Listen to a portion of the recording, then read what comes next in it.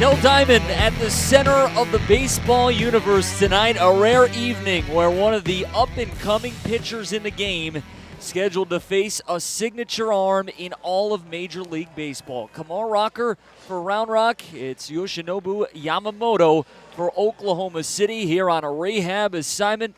And we've been looking forward to this since it was announced on Monday. Welcome into our broadcast. I'm Rylan Cobry, joined tonight by Matt Cada. And Cada, you and I always go through box scores. We take a look from years back, games that you've played in, games that you haven't played in, and you can always find a nugget from those box scores. Tonight, you'll find a couple nuggets with Rocker and Yamamoto when we look back in a decade from now. Oh, no doubt. I mean, if you're a fan coming to the game tonight, a good reason to stay up late from school and maybe be a little tired because I'm pumped about this matchup. Even though, Yamamoto, we're going to see, who knows, a couple innings and a little bit. I'm as excited about seeing Rocker. Obviously, I'm a fan. I'm sporting, my Vanderbilt shirt and polo right now, and we got lighter going on the Ranger side. But I know everyone's excited to kind of just see what everyone's kind of heard about and see, how he can kind of dominate this this baseball club's lineup. Well, let's talk about Kumar Rocker, who dominated the AA level with Frisco, was only there for 5 starts, allowed 1 earned run in his 19 2/3 of work. His name is so familiar to so many people because of what he did at Vanderbilt, along with Jack Leiter. Both those guys were there, and ironically, Leiter throwing for the Rangers tonight in Chicago, and so Rocker takes Leiter's place on this Round Rock roster. So we're ready to go. Drew Avens will step in the box for Oklahoma City. It'll be right on left as Rocker will kick and deal this first pitch of the night, and it's inside for ball 1. First pitch fastball at 97. Rocker, who will feature a 4-seam fastball, 2-seam fastball, the curveball changeup, and then he does have a cutter. The 1-0. Avens swings and misses, and it's a ball and a strike. It's an easy 98 right there. The stuff is electric, as Justin Foskey, our guest on today's Clubhouse show, mentioned. The 1-1. Avens swings, just gets a piece of this fastball at 98.7 miles per hour. Tell you what, you don't see a whole lot of pitchers going over their head. You have Leiter who does it, Kumar who does it. I mean, it's definitely a la, Nolan look. It's nice. I like it. The 1-2. And he goes to the breaking ball, and he got him. So there is strikeout number 1 of Kumar Rocker's AAA career.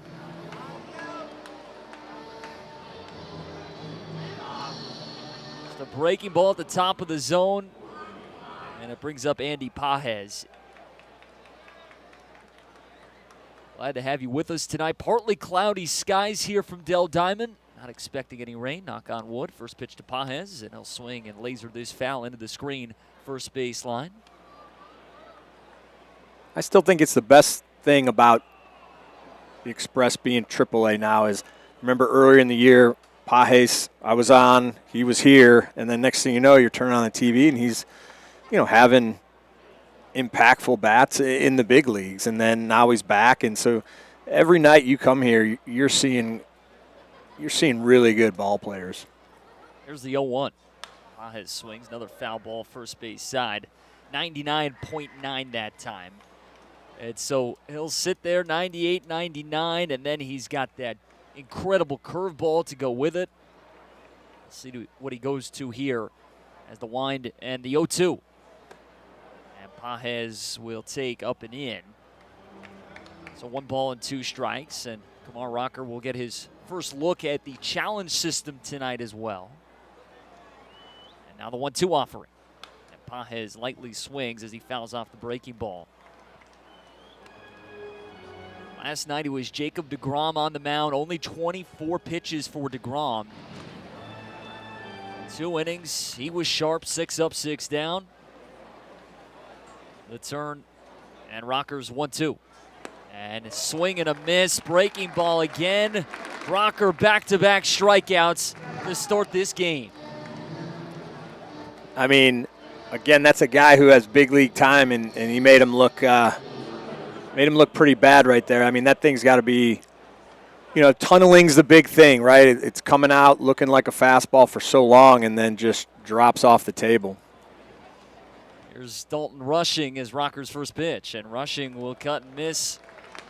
First pitch fastball, and it's 0-1.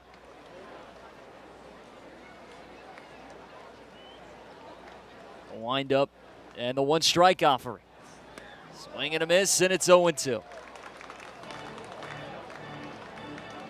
I'm sure there's a scouting report. They have all the information, but then you get up there in the box and it's, sometimes a little different. Fastball, a little more life. That breaking ball's a little sharper.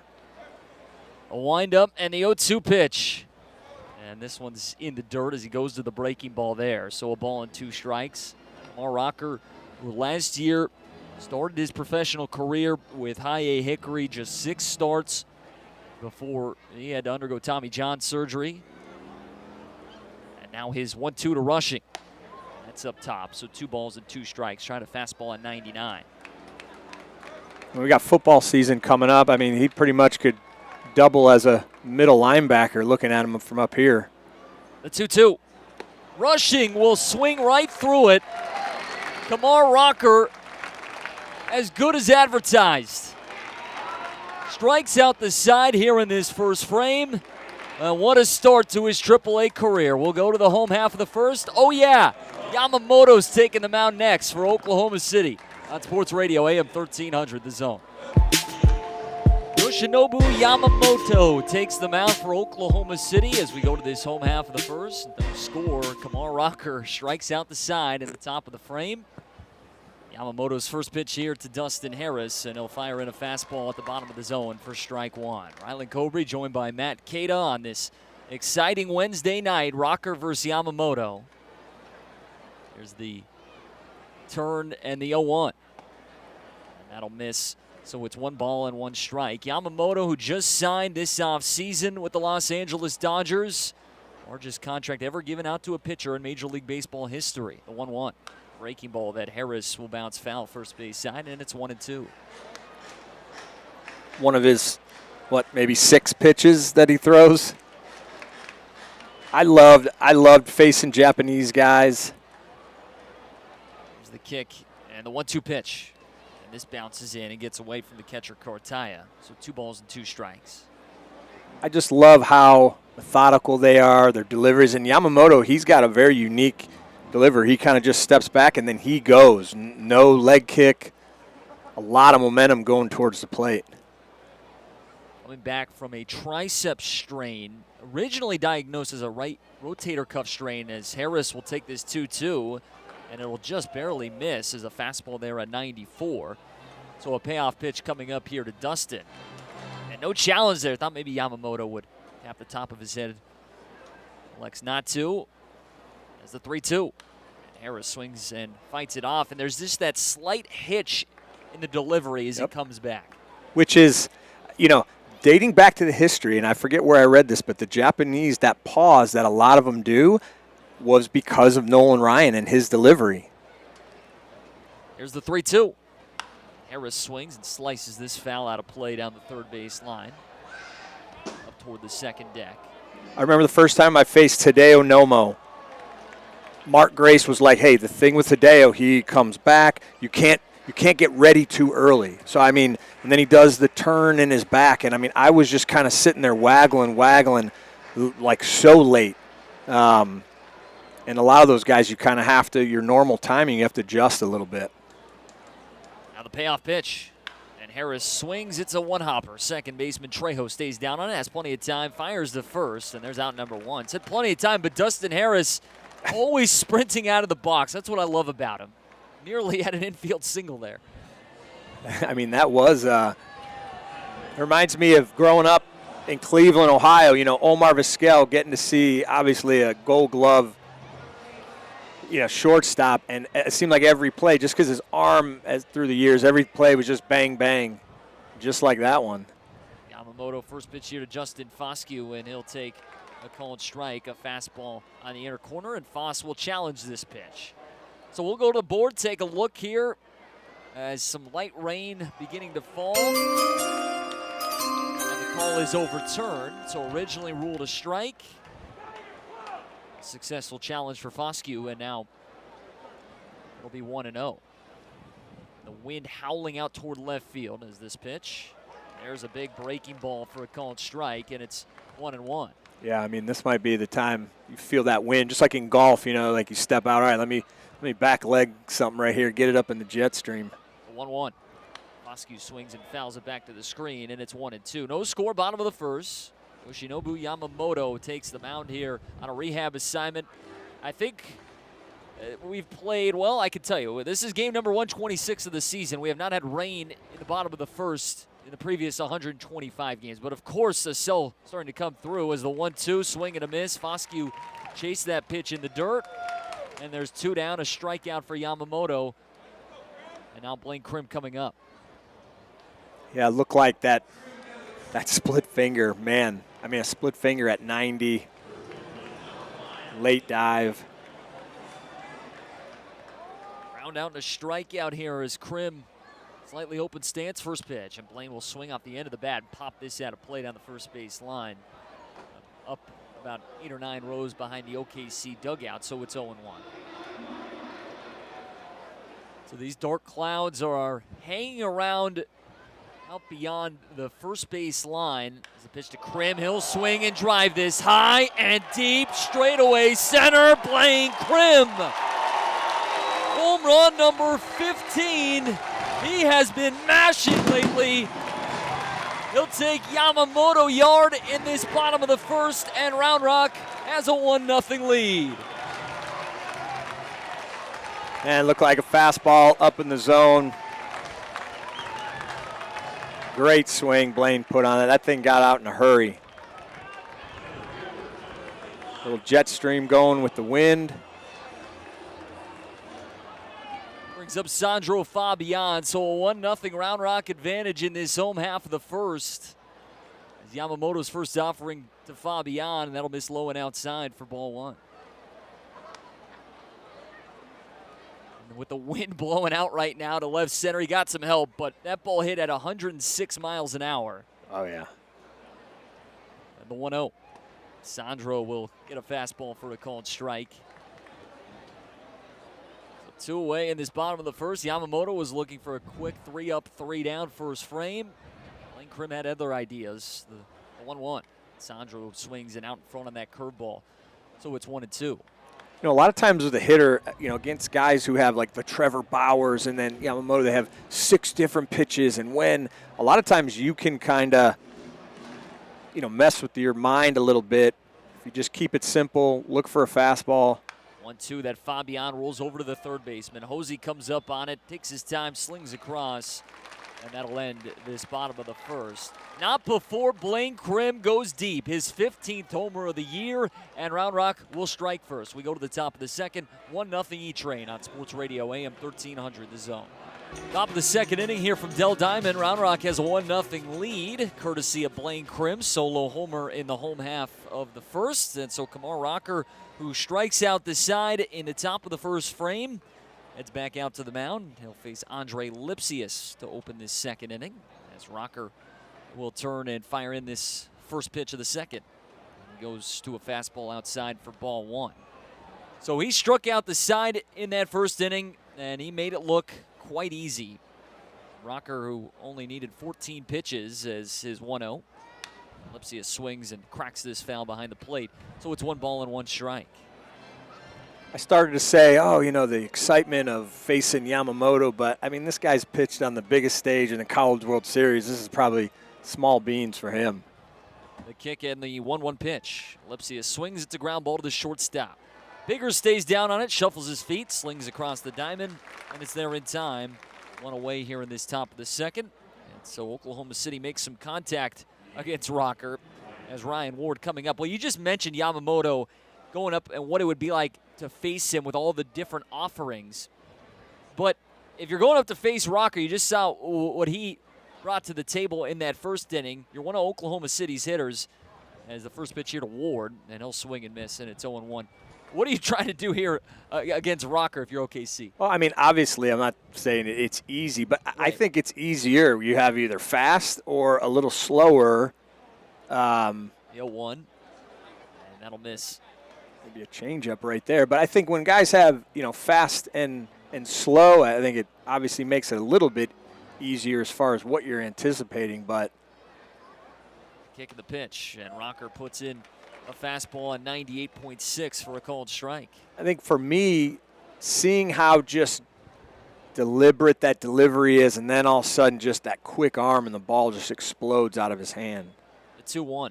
This is low and in. So 3 balls and a strike. They've got 2-2 on the board, but should be 3-1 here. Rocker facing Ryan Ward, who's hitting .258, 29 homers. He's got 89 RBIs.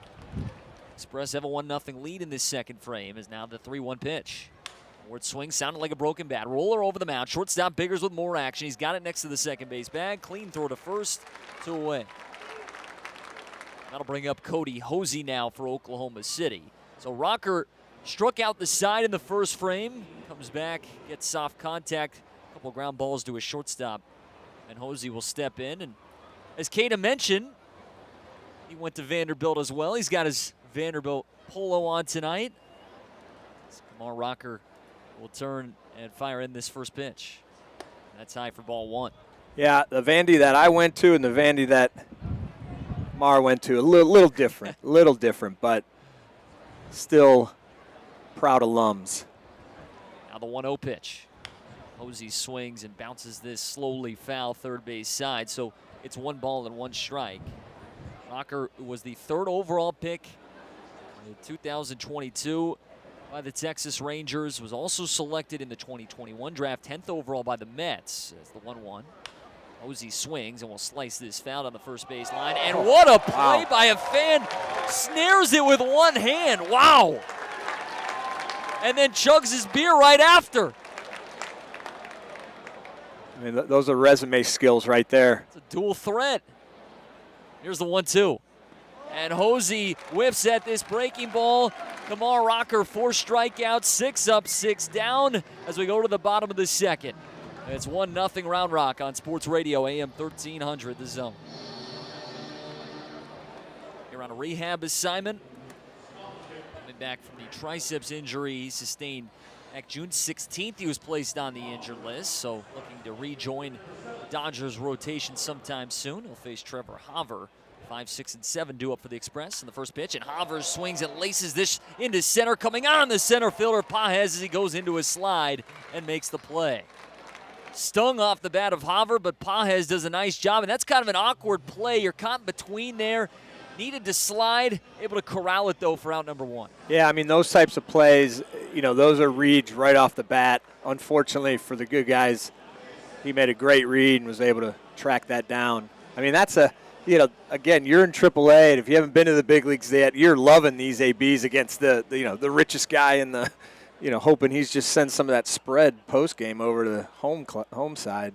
First pitch here to Matt Duffy, and he'll take low and outside for ball 1. I was thinking back to Max Scherzer's first start here on his rehab assignment in April, and it was against Salt Lake as Yamamoto kicks up in the 1-0. And Matt Duffy, the veteran right-hander, takes a called strike. Outer edge, and it's 1-1. And it was Cole Tucker and Jason Martin who both went deep against Scherzer. Now, he did not care whatsoever after his start. He was actually happy with the outing as the 1-1. And that'll just miss low and inside, so 2 balls and 1 strike. But for those guys, they'll always remember when they faced Scherzer on a rehab assignment and took him yard.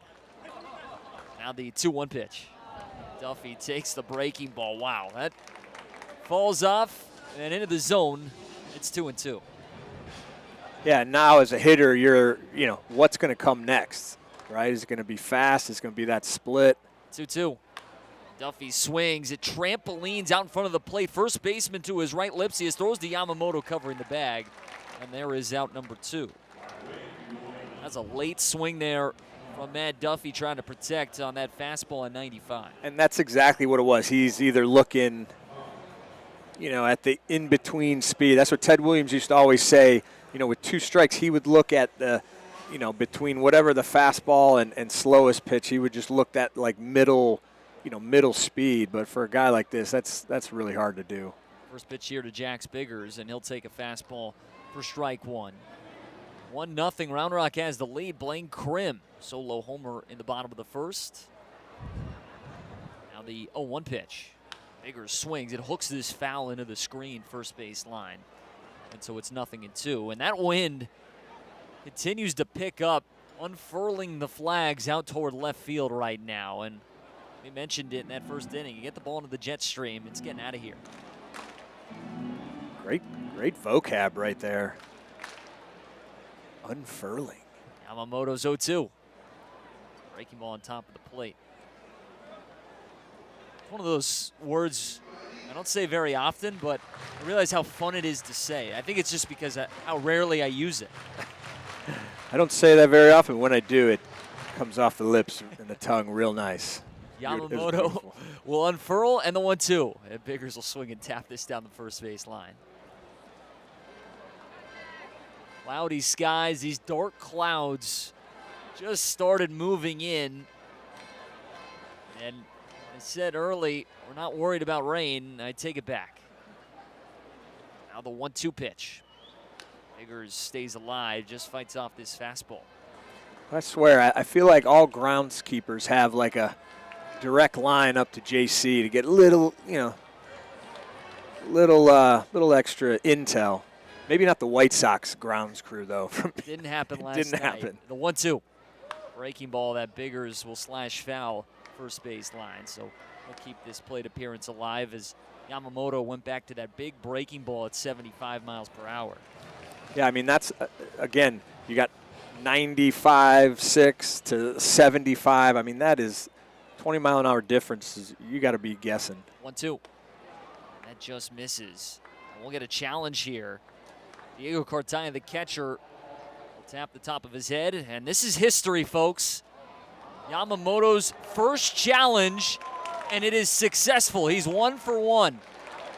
As Diego Cartaya will get credit for it. He tapped the top of his head. Biggers strikes out looking, and so that will end this home half of the second. We go to the top of the third. Round Rock holds a 1-0 lead. Top of the third inning from Dell Diamond. Round Rock 1, Oklahoma City 0. Kumar Rocker back out to the mound as he faces the left-hander and Alex Freeland in the first pitch, and Freeland will take down and in for ball 1. First pitch fastball at 97.8 miles per hour. Joined by Vanderbilt alum Matt Cada on the broadcast as this 1-0. That's downstairs. 2 balls and no strikes. At one point in my career, I had some Vanderbilt career pitching records because I did both. I'm pretty sure guys like he these beat you out? pretty much wiped all those out. 2-0. Freeland will take. The sinker will just miss. So 3 balls and no strikes. Rocker, who just had an extraordinary career at Vanderbilt as the 3-0. Freeland will swing and chop this foul down the first base line. Unanimous first-team All-American, his junior season there, his final year there. He's the second player since 1988 to lead the nation in both strikeouts and wins in the same season. Now the turn and the 3-1. Freeland swings and lines it right back off Rocker. Karams over to the second baseman, Foscue. He'll get it in his glove, just pick it up and not attempt to flip it over to first base. And they'll come out and check on Kumar Rocker here. That ball hit at 101 miles an hour right back at him. And we'll try and see the replay to find out where this caught him. He seems okay, didn't really flinch at all. Will Whitehead, Round Rock's trainer, out to the mound here to take a look at him. He just rubbed his forearm. It looked like his throwing arm. So Rocker talking with Whitehead and Round Rock pitching coach Dave Borkowski. And it was a screamer right back to him. And you hate to see this in his AAA debut tonight. Here in this top of the third. Everybody holding their breath right now as we watch the replay again. And yeah, just came right back at him. The wrist forearm area. Round Rock has a 1-0 lead in this third frame. Rocker looks like he's going to throw a few pitches here to see how it feels. Looking at the replay, it looked like, maybe more of a glance. There's that kind of meaty part, and I'm sure he's got a little more muscle than as I'm feeling my forearm here. But hopefully.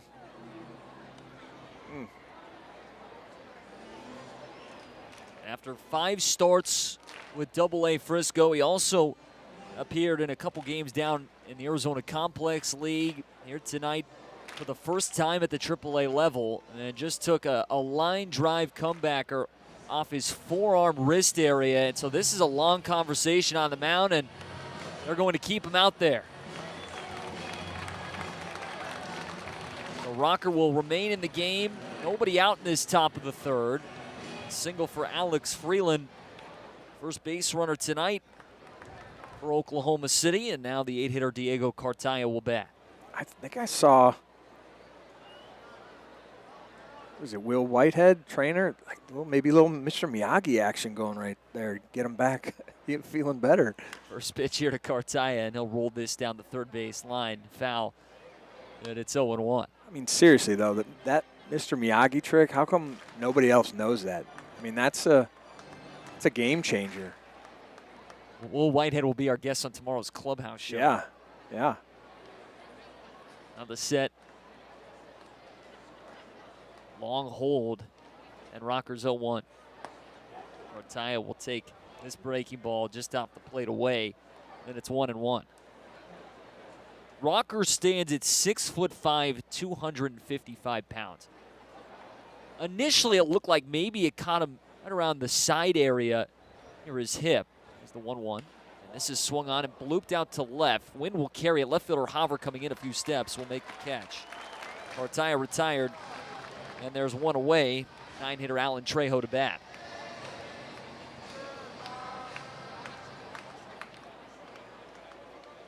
Yeah, Hover, obviously the wind, but he's playing a pretty deep left field. Now Wind going straight out to left right now. It's right on right here with Trejo in the box. You think about the pitching matchup that we have tonight. Rocker versus Yamamoto. Kumar a long hold, now throws over to first, and diving back Freeland. Close play. It's back in time though. And Yamamoto, 26 years old. He actually just turned 26 11 days ago, and Kumar Rocker, he will turn 25 in November. These guys not too far apart in age, but in much different stages of their careers, as this pitch will miss high, and it's 1-0. And bank accounts too. And that as well. We had DeGrom last night. We have Yamamoto tonight. Jacob DeGrom, 6 up, 6 down in his rehab outing yesterday. He was sharp, 24 pitches. Finished up his work in the bullpen. We were expecting about 40, but just left a little bit earlier and went out there in front of the fans. Got those final 16 pitches in as Rocker will miss, and it's 2 balls and no strikes. Yeah, you're just curious. Obviously, who knows what that's doing, swelling up, and I imagine they want to be really conservative. So I'm curious to see how long he stays out there. The 2-0. That'll miss, and it's 3 balls and no strikes as he goes to a fastball at 97 above the zone. Well, he's one tough kid. Kumar Rocker, his father Tracy played defensive tackle there at Auburn. Now the current defensive line coach for the Tennessee Titans is the 3-0. This is swung on and hit high in the air, right center field. A few steps to his left goes the center fielder Fabiano, camp under it and make the catch, and there's out number 2. I don't think there was any way he was coming out of this game, and it was a comebacker at 101 miles an hour, though. It was not like it was some baseball that was just lightly hit and he just wasn't able to make the play and glove it. He didn't have time to even get his glove out there. Yeah, and I think the best part about it was more like a little glance and a deflection versus just a flush hit. First pitch here, the leadoff man, Drew Avens, and now Rocker will throw over to first again and diving back safely, Alex Freeland. I'm curious to see the stats on stolen bases allowed. I mean, it's the first time we're seeing him from the stretch, and it looks like he's still kind of deliberate, a little, a little slower to the plate maybe. I wonder if guys take advantage of trying to run. And now Freeland will take off. The pitch is a called strike. Throw down to second by Watley. He's got a cannon. Oh, man. Not in time. Freeland with a stolen bag. Looked close. Biggers put that tag down quickly, but not quick enough. And we watched the replay on this tag. Close play, probably the right call. Freeland looked like he might have got the oven mitt into second base in time. So 0-1 to Avens. The pitch was called a strike. Now the one strike offering bounced in front of the plate and smothered by Watley. And so it's 1-1. Well, last week, Josh Johnson, Round Rock's development coach, they were having a conversation, I believe it was when we were in Salt Lake City, about those tags at second base. Instead of swiping through, he wanted them to go straight down on the tag. Yeah, they call it a V tag. So you kind of catch down, up, and you kind of make a V. Now the stretch and the 1-1. That'll miss inside, and it's 2 balls and 1 strike. And JJ was saying they don't teach that swipe through tag because what happened was Biggers got it at second, and he swiped through. Well, he was too early, and the runner got into second base, and he wanted him to go straight down on the bag. That's what he did there. It looked like a very close play, but Freeland a stolen base, the 2-1. This is swung on and fouled back, and so it's 2-2. Yeah, and there's a lot. One of my, the best infield coach I ever had in my career, Bobby Dickerson. He's with the Phillies currently. He's got so many great videos out there on YouTube, but he was, he taught me the same thing, that V tag. Rocker has Avens on the ropes, the 2-2. And Avens chases this in the dirt. Kumar Rocker now with 5 strikeouts in his first 3 innings tonight. He did take a line drive off his forearm, stays in the game, and we'll go to the bottom of the third. Round Rock has a 1-0 lead. Back at Dell Diamond, Round Rock holds a 1-0 advantage. Yoshinobu Yamamoto, his night is complete, so goes his 2 innings. Allows 1 run, a Blaine Krim solo shot in the bottom of the first. And now OKC will hand it over to the bullpen. It's Jesse Hahn to take the mound. And Keita, first time seeing Yamamoto, your thoughts? I know it was only 2 innings, but saw that big curveball of his, the splitter, fastball there in the mid-90s. He was sharp. Yeah, I mean, you definitely obviously saw why, he's the highest paid First pitch to Watley is a called strike, 0-1. player in the game. And guys when they're rehabbing, we've seen it with Scherzer and different guys. They're just getting their work in, and again, they could. Now the 1-strike pitch, and Watley will take a sinker, and it's 0-2. They can care less about, the stat line as much as just what their goal was going in. So I'm sure he had, some goals going in of what he wanted to feel. Watley will pound this breaking ball deep down the left field side, but hooks it foul, so the count will stay 0-2. And that's the other part of these rehab starts. For these guys, they're not looking at scouting reports. They don't care what guys hit well, what pitches maybe they struggle against. They're just going out there trying to get their work as the 0-2 to Watley. That'll miss low and outside, a ball and 2 strikes. And to go back to that Scherzer outing, which we mentioned earlier, for Max Scherzer, he didn't really care probably where necessarily he was putting. Sometimes just trying to get the feel for a pitch. And so you give up a couple of home runs as the 1-2, and Watley knew it. It's strike 3 looking a sinker. So there's 1 away. For these guys, they just want to get back out there, feel good, and have control of their stuff. Especially early in a rehab. I think as you get closer to getting back up to the big leagues and being ready, the competitive juices are flowing a little bit, and you're competing a little more. First pitch here to Kellen Strom, and that's a sinker for strike 1. I'm not going to put you on the spot, but I'll have you think about it now, and maybe we'll come back to it later on in the broadcast. From your time when you were in the minor leagues, as the line and the 0-1 pitch, and Strom will swing a bouncing ball. 3-hopper to the second baseman. Trejo has it and will fire to first, and Strom is retired, so there's 2 away.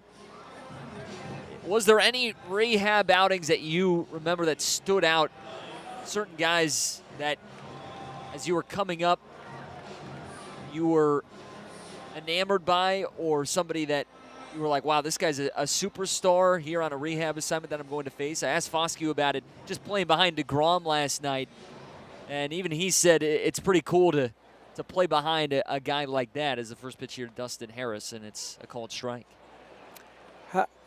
You know, I remember facing Sterling Hitchcock in A-ball,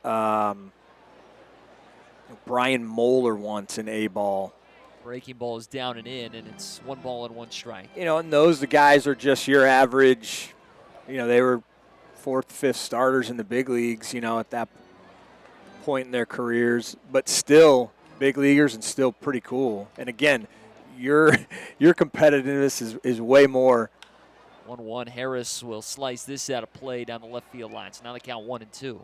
But we loved it. I mean, when in the clubhouse, especially at the lower levels too, where you're knowing you're facing this big league guy, and you definitely want to write home about it afterwards and have great ABs off of them. A 1-2. And Dustin will swing at the breaking ball. Launch this high in the sky. Center fielder Pages moving back on it. Backpedaling, reaches up and makes the catch. 3 up, 3 down for Jesse Hahn out of this Oklahoma City bullpen. And so we'll go to the top of the 4th. Round Rock has a 1-0 lead. Stark cloudy skies above us. We can see some blue skies way up and out there, but these clouds are starting to hover over, coming from the first base right field line.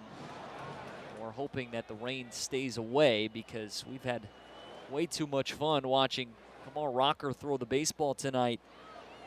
3 scoreless innings. He's got 5 strikeouts. Gave up a single to Alex Freeland back in the 3rd.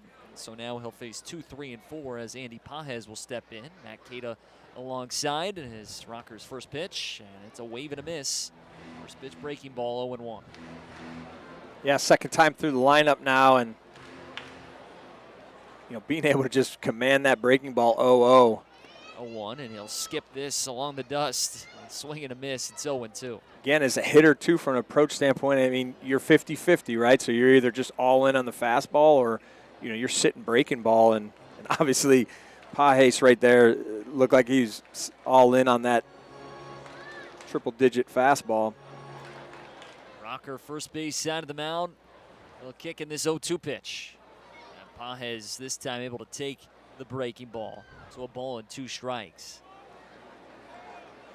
And I always mention it on these rehab starts. It's my favorite part every time, and we've been fortunate enough to see it all year with all these former Cy Young Award winners rehabbing.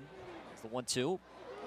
And Rocker puts a fastball right at the top rail of the zone. Strike 3 looking. It's his 6th punch out, and there's 1 away in this 4th. But always love when the kids are lined up around the bullpens in right center and left center before the game. And tonight, I took a photo of both Rocker and Yamamoto, and it was actually pretty even as the first pitch here to Dalton Rushing. And Kumar just drops in that breaking ball for strike 1. Well, that's so refreshing, though, that obviously kids are here for the entertainment, but that they follow the game. They know these are 2 big names in the game.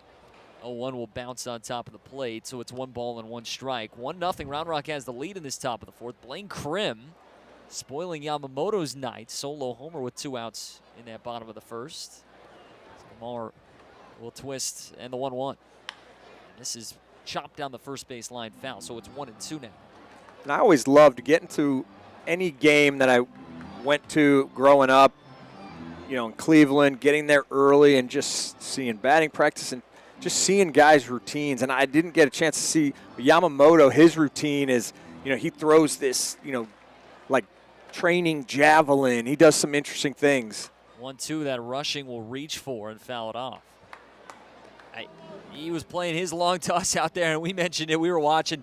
There was a parade that looked like pregame walking around the warning track, and some of those kids were getting within 10 feet of Yamamoto. Kumar Rocker looking for a 7th strikeout. He'll wind up in the pitch. And this is into dirt, so 2 balls and 2 strikes. And the rain falling here just starting to come down. Saw a little bit of it back in the first inning. It stopped, and now it has returned, but not falling hard enough to stop this game as the 2-2 pitch. And rushing whiffs at a fastball.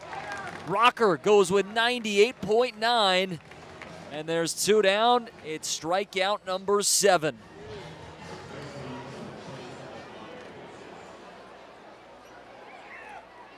Andre Lipsius coming up. I mean, from up here, obviously down there, it's different. But even from up here, you can just kind of just see the life on that fastball. First pitch to Lipsius. He'll swing and foul it back, and it's 0-1. Well, earlier in the year, Jack Leiter, this was actually recently against Albuquerque. He took the mound and went 3 2/3 and had 11 strikeouts. All 11 outs came via the K that night. Rocker will kick up in the 0-1. And this is outside, just pulls that fastball, and it's 1-1. And it was 5 Ks to start the night. Then he issued a walk. Then he picked up a 6th strikeout. As Rocker's 1-1 pitch. Lipsius waves at this, and it's 1-2.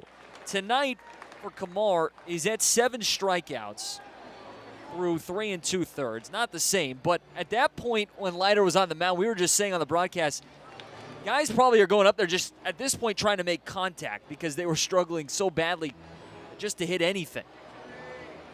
Here's the wind and the 1-2. Swing and a miss. It's Rocker time in Round Rock. 4 innings. He's got 8 strikeouts. He strikes out the side in the first, and in this 4th, it's been fun to watch as we go to this bottom of the 4th. Home half of the 4th inning, Round Rock 1, Oklahoma City 0. Kumar Rocker has been the story. 4 innings. He's got 8 strikeouts. He has dazzled tonight. Took a 101-mile-per-hour line drive off his forearm early in the game, and it has not phased in 57 pitches.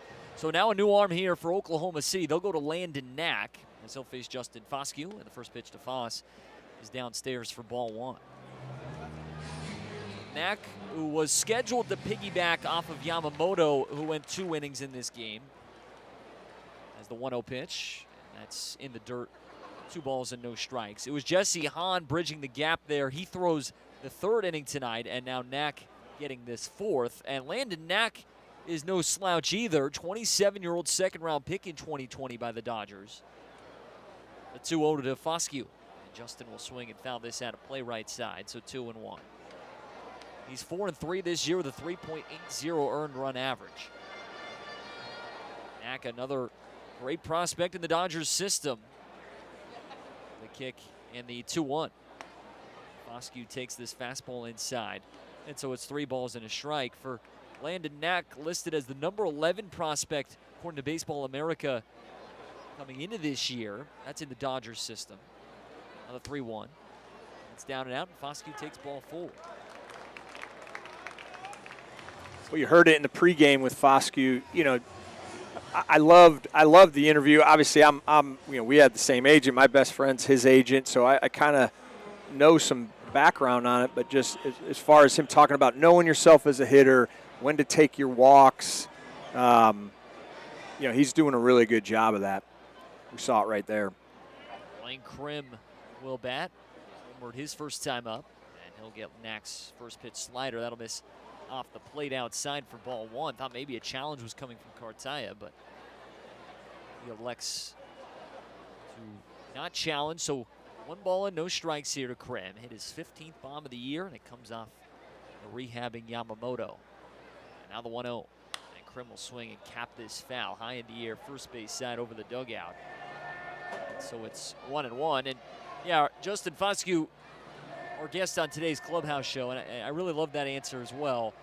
And this season, putting together an on-base percentage of .420 through 45 games.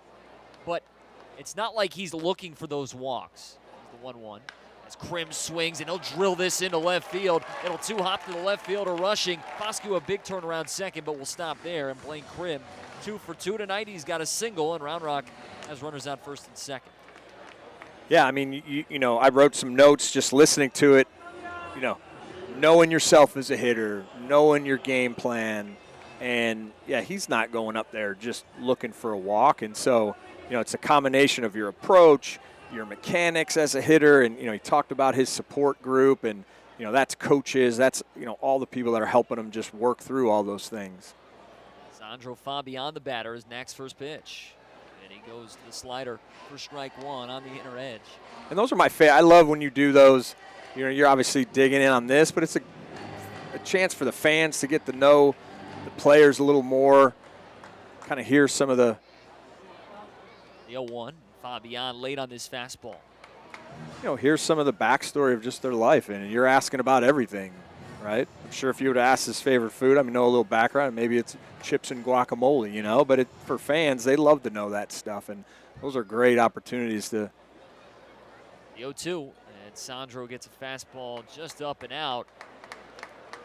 And Sandro, it is strike three called. Yeah. Looked like it was ball one there, so Sandro goes down looking. Is Trevor Hopper coming up? Runners on first and second, one away here in this bottom of the fourth. Round Rock holding a 1-0 lead. And Foscue has been here now each of the last two seasons, spent all of 2023 with the Express, and then opening 2024 after there was a lot of talk throughout camp. It's the first pitch to Hopper. He gets a breaking ball for strike one. And he would possibly break spring training with the big league club. Just kind of the odd man out. Rangers won the World Series last year. Yeah. And he comes here to Round Rock, spends the first weekend with the Express as the 0-1, and Hopper swings a bouncer. Knack gets it back off the side of the mound, throws to second for one, the relay to first. And it's a 1-6-3 double play to get Landon Knack out of this fourth. So, Round Rock puts a couple men on, does not score. We'll go to the top of the fifth. Top of the fifth inning here from Dell Diamond. Round Rock holds a 1-0 lead for Kumar Rocker. His AAA debut tonight as he faces Ryan Ward. And the first offering is in for a called strike. It's a fastball at the knees. A run on two hits. No errors for the Express. No runs, one hit, and no errors for Oklahoma City. Blaine Krim has both knocks tonight for the E-Train. As the 0-1 is rolled over to the second baseman, Foscue. On the forehand, he has a very short throw to first. And he'll fling it there. One away. Cody Hosey coming up. Matt Cada alongside. We saw Yamamoto go his 2 innings, and now Rocker cruising along here into this fifth. Looked like, this second time through, he's thrown a couple changeups. That was 90. And, to left-handed guys, that just makes it a whole different ball game. First pitch here to Hosey, and there's the fastball, inner half for strike one.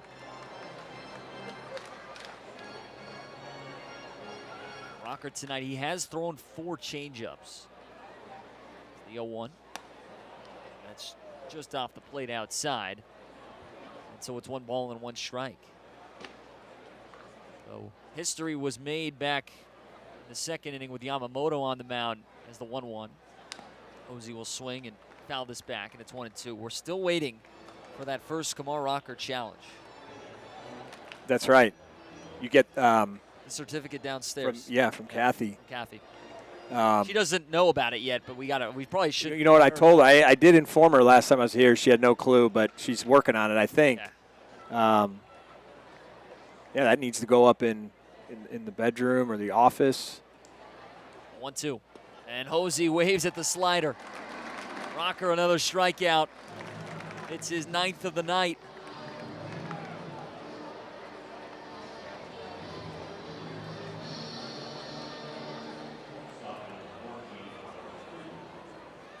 Bring up Alex Freeland.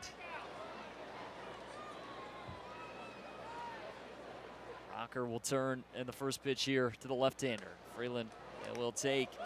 That's the curveball. They have it listed as a slider, but it is a curve. Yeah, that is definitely a curveball. Devastating. The 0-1. And did he go around? He sure did. They check down at third, and the count's 0-2.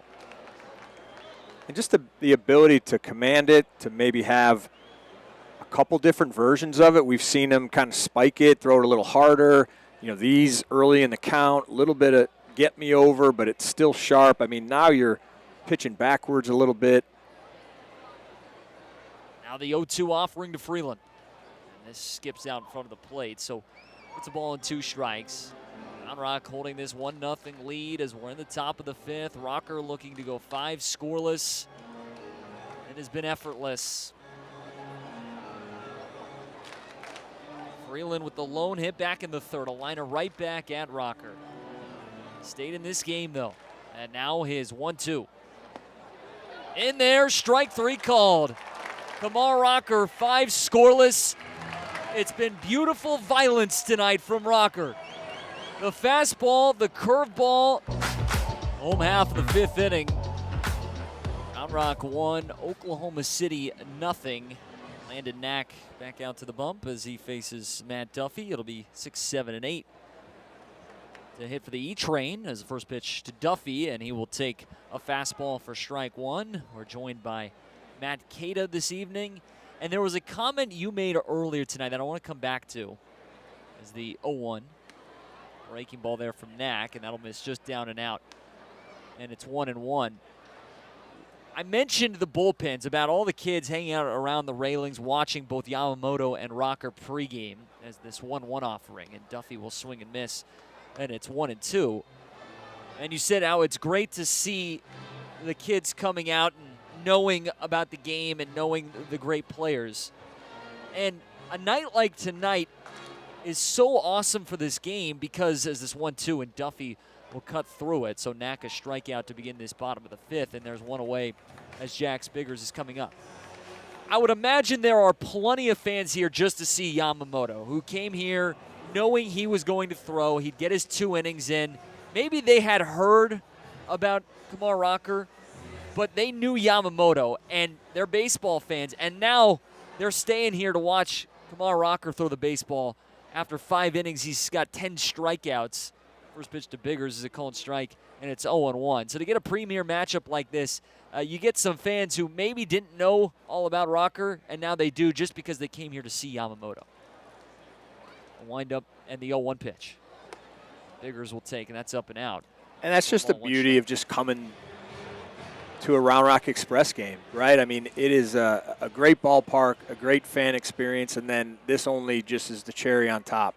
Biggers tries to lay a bunt down, and it's fouled down the 3rd base line, 1-2. And I would say, you know, of the fans here, you got a little bit of everything. Someone who just wanted some entertainment tonight. And what better way on a great night like this, cool down a little bit, see some baseball, and Biggers fouls back the 1-2. And then, yeah, on top of that, we're seeing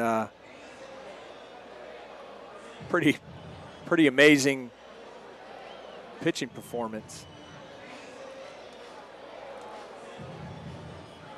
Knack just entered back in the 4th as his 1-2, and the curveball will just miss. It's 2 balls and 2 strikes.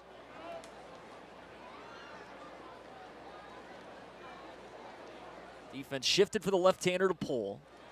Round Rock with this 1-0 advantage. The 2-2. And that's down. So 3 balls and 2 strikes. Looks like Rocker's night is done. 5 innings. Not allow a run. He strikes out 10, only 1 hit. And he only needed 67 pitches. He was ultra efficient as the payoff offering, and it's fouled straight back.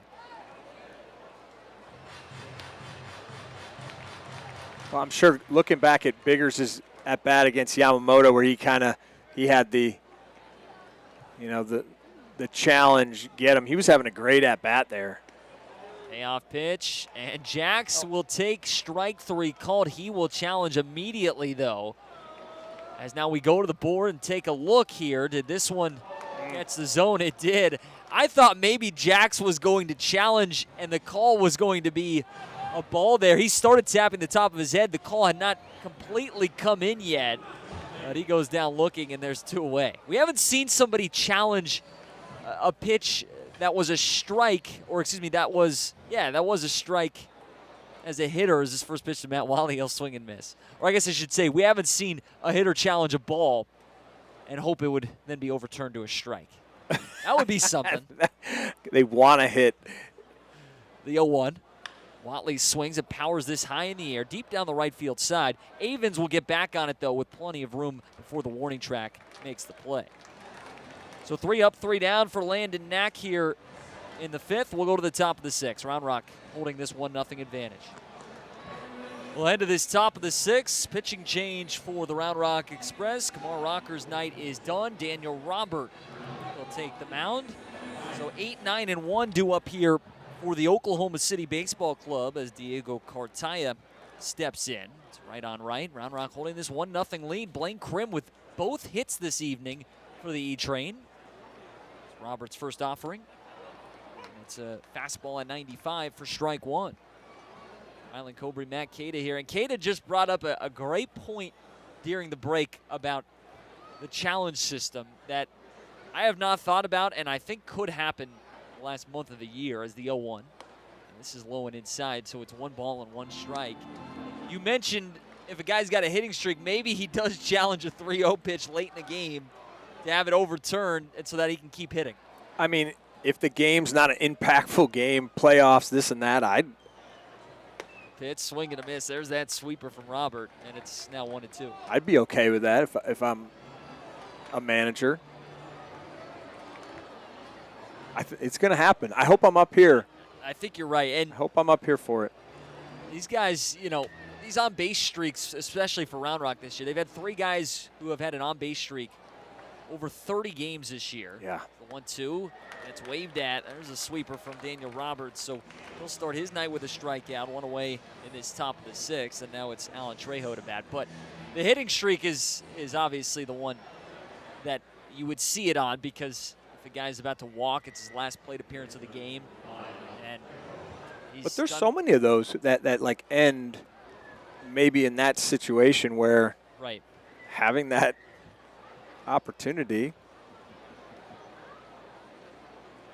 Robert, he comes set in the first pitch to right-hander Trejo, and that'll miss ball 1. Kumar Rocker, the final line tonight. It was 5 innings, 1 hit. Alex Freeland with a line drive off the forearm of Rocker. Did not allow a run, no walks. He struck out 10. Trejo swings and rolls this slowly to the third baseman. Duffy barely had to move. He's got it and throws a dart to first base. Round number 2. Now the top of the order coming up, it's Drew Avens to bat. There's a lot to be impressed with from Rocker. For me, though, it's the command of everything. 10 strikeouts in his AAA debut. Doesn't issue a walk. Even when he was at AA, only handed out 3 walks in his 5 starts. He just does not look like a AAA pitcher, a guy who tonight, this was start number as Robert's first pitch to Avens, and it's a called strike, 0-1. This was only his 14th start of his professional career tonight. Yeah, I mean, very composed. As you said, pounded the zone. All pitches, first strikes. The 0-1, and that'll miss up and out, so it's 1 ball and 1 strike. You know, not very many balls out over the plate. I mean, listen, 99, 98 nowadays isn't, I mean, it's pretty standard. So the way that guys were swinging at some of these pitches. Swing and a miss, and it's now 1-2. You know, you could tell that there's just a little something, and usually it's some late life kind of just explodes because he lulls you to sleep kind of with that Nolan Ryan-esque delivery over his hands, and then just bam. Roberts' 1-2 pitch. It swung on and chopped foul on the first base line. Such an intimidating figure out there at 6'5". Now Watley, catcher's going to head out here to talk to Daniel Robert to that 1-2 pitch. Take a second here, chat behind the mound, and yeah, I wonder what they're. The D-Bomb's okay, leaning over here, hunching toward the ground right now.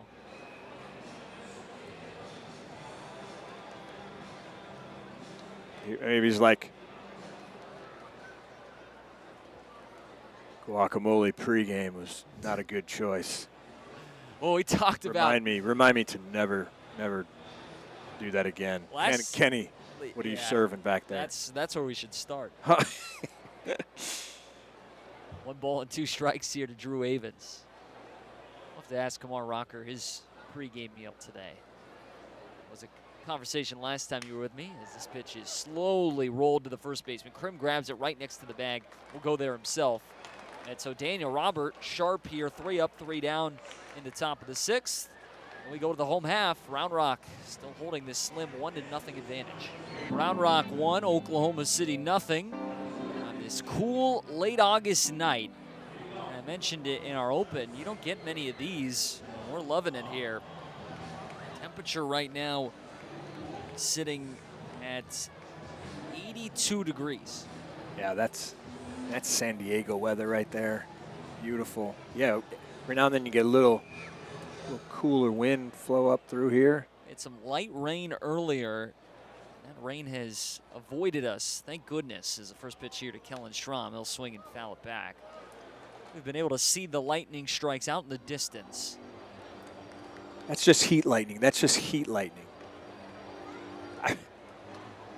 Never growing up, no heat. Yeah, it's science. Rylan.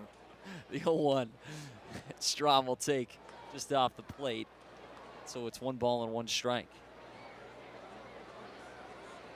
We need a team meteorologist. It's the 1-1. Strom swings. This is a 1-hopper. Backpedaling second baseman here. Long throw to first, and Trejo got it there in time. Wow, that's a tough play. Kind of an awkward spot for Trejo as he tried to get back on the 1-hopper instead of coming up to take it out of the air. That's the right call. And makes a nifty play. Yeah, he played that really well. It's the beauty of just being obviously closer to first base as a second baseman. He was able to kind of drop step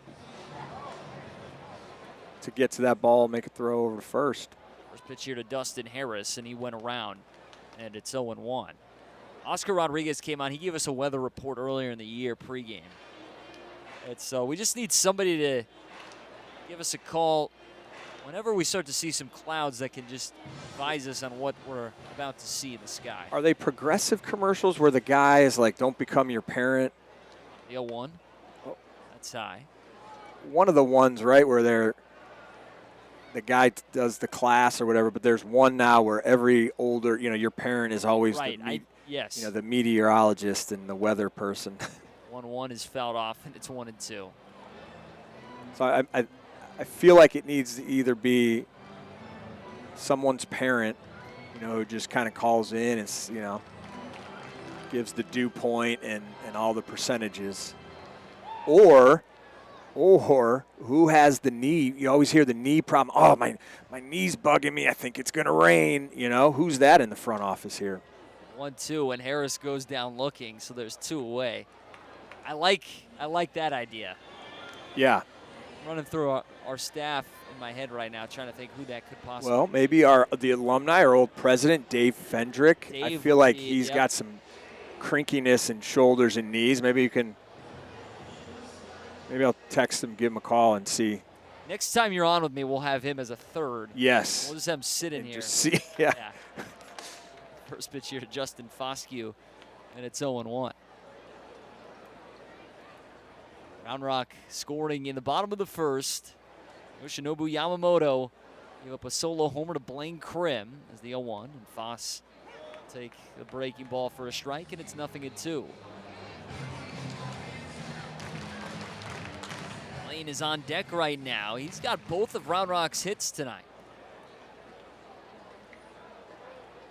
And the 0-2. Foss swings and misses. Fastball powered by him, and Landon Knack has impressed out of this Oklahoma City bullpen, piggybacking off of Yamamoto. He's got 4 strikeouts in his first 3 innings, and so we'll go to the top of the 7th. Right now it's a 1-0 Round Rock lead. We'll open up this top of the 7th. Round Rock leading things 1-0 as Mark Church takes over here for Daniel Roberts. So a 3 up, 3 down, 6 for D-Bob, and now it's Church's turn. His first pitch here to Andy Pajes, and that'll miss up and out for ball 1.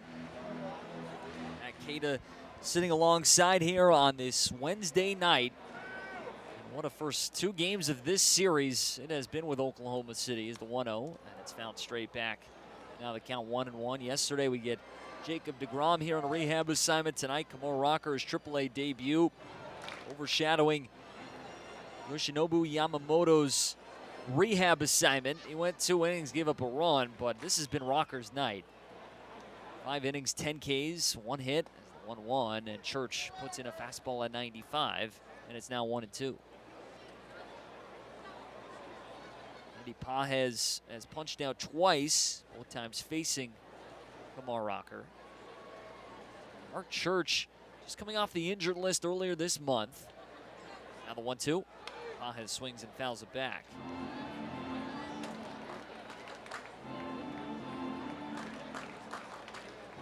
23-year-old Church, 18th round pick by the Rangers in 2019. Mark with an interesting path to becoming a pitcher. He was an infielder growing up. The 1-2.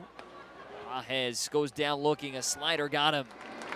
Fastball slider combination for Mark Church, deadly. There's one away here in this top of the 7th. Church, when he was growing up, one of his teammates, this was going into his senior year of high school, bet that he could not hit 88 on the radar gun. I remember this story, and he yeah. got 90. Yeah. And Like so it's that easy. started to pitch after that. First pitch to Dalton Rushing. He'll take a fastball at 97 up and out for ball 1. And the story has been told many times. But for Mark Church, I asked him in a recent clubhouse show as the 1-0. That's up and out, 2 balls and no strikes. He still talks to that friend because I feel like he owes him a steak dinner. Church won the bet, but he won it in a lot of different ways. And it's probably a good thing his friend encouraged him to take the mound as the 2-0's high, so 3-0. I mean, it sounds like the script of like an after-school special. You know, it's not quite the full-blown movie that you see based on true events, but, you know, that'd be a good after-school special. I like it. Set and the 3-0. Rushing, waves at it. Green light here, and it's now 3-1. Let's make it happen, Johnny. Johnny Cobbler. Johnny could, you know, just add of to that many resume. talents, Yeah, yeah. add to that resume. I mean, we got all the pieces. Well, we had one of our viewers tonight on MILB TV and the Bally Live app just reached out as the 3-1. And that's high ball 4, so a 1-out walk for Rushing. First base runner here for OKC since the start of the 3rd when Freeland singled off of Kumar Rocker, literally. Line drive right back to him and hit off his forearm. Bounced to the right side. 1 out now, man on first, and Andre Lipsy is coming up. But one of our viewers tonight mentioned that Johnny Cobbler should be our team meteorologist, and it's not a bad idea either. He's always keeping an eye on the radar.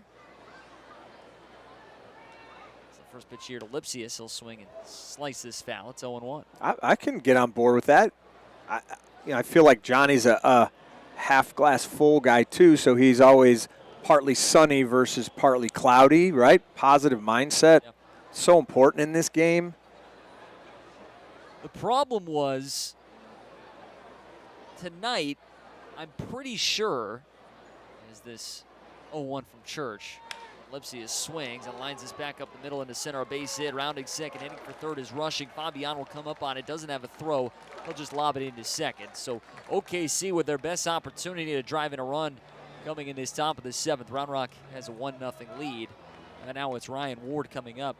Pretty sure it was Johnny Cobbler tonight who mentioned that there was scattered clouds, but they were harmless. And so he's 0 for 1 if we're going that route. I don't think I've ever heard that in a weather report. Harmless. Couldn't have been farther from the truth. Because, yeah, they came in and it didn't come directly over this ballpark, but they were surrounding us. First pitch here to Ryan Ward. And that's inside for ball 1. Yeah, but a meteorologist, I mean, other than being a Major League Baseball player and failing more than 7 out of 10 times, I mean, I feel like they're never right, and you don't get any, you don't get fired, or it's just like, oh, okay. didn't rain. The 1-0. Ward swings and fouls this off his foot. You know, So it's but 1-1. I canceled my picnic or I canceled going to, the amusement park, but they don't get fired because of that. I mean, I totally altered my day because you told me, it's going to rain, but, they still have it. That's not, you know what? I need to look into that.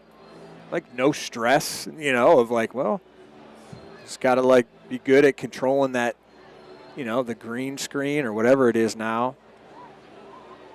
And we're going to wake up tomorrow and all the local meteorologists in Austin.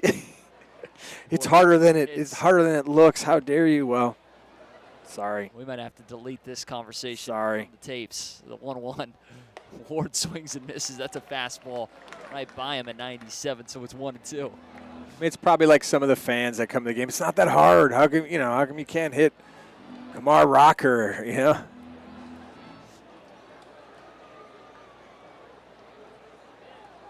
stretch. And now Church, long hold in the 1-2. And Ward leaves this upstairs. 2 balls and 2 strikes. Tonight's one of those nights where, with Rocker on the mound, if some of these OKC hitters were being heckled, I think if I was up there, I struck out against them and somebody's heckling me, I'd just say, man, I am that bad. Or, actually, maybe not that. Maybe I just go with, he is that good. As the 2-2 pitch. Ward swings and slices this deep down the left field side. Hauver going out in front of the warning track, reaches up, makes the catch, tagging from third, and easily scoring here is rushing. And so it's a sacrifice fly, and we're all tied up at 1 in this 7th frame. OKC gets a couple men aboard, and they manufacture a run. Nice job by Hauver getting over there to make that catch. Yeah, no, I agree. I mean, looking at the flags now, too, I mean, an inning or two earlier, and that ball might have got out. So even though we gave up the run right there, I feel like we lucked out a little bit. So it brings up the right-hander in Cody Hosey. Now time is called before pitch number 1 comes in. Did you ever talk back to any fans when they were heckling you? No. First pitch, and that's low for ball 1.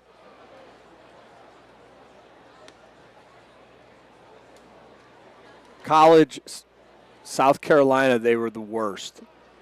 I mean, they were bad.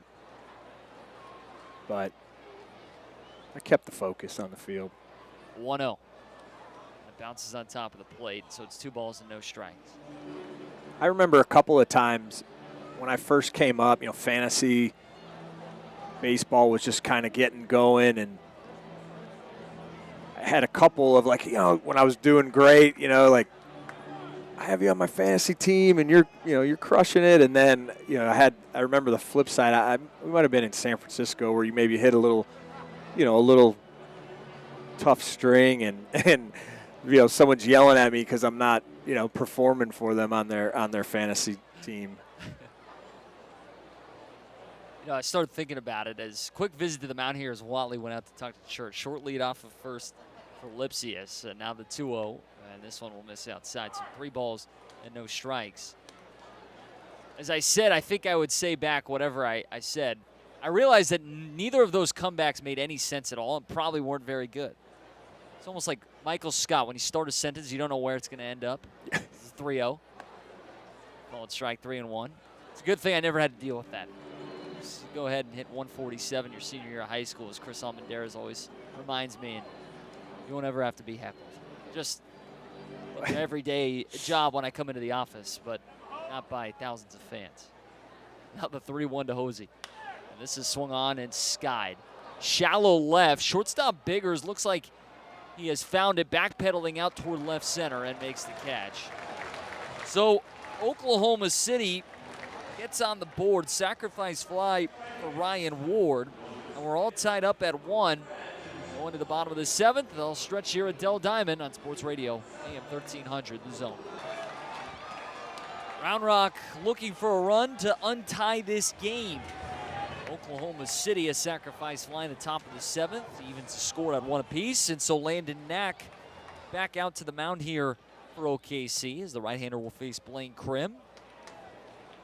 Big night for Blaine as he gets the first pitch and powers this down the left field line, hooking into the corner. He's got another one. It's a multi-homer night for Blaine Krim. He's 3 for 3, a pair of RBIs, and he'll untie this game just like that.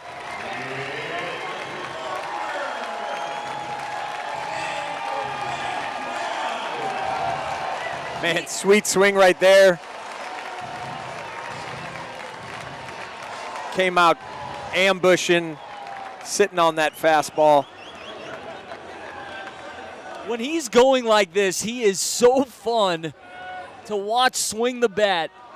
16 homers on the year now as the first pitch to Fabian is inside for ball one. Just a laser down the line and left. 106 miles an hour off the bat. Traveled 353 feet. The 1-0. Fabian takes in the dirt. Yeah, there's definitely a dent on that fair pole.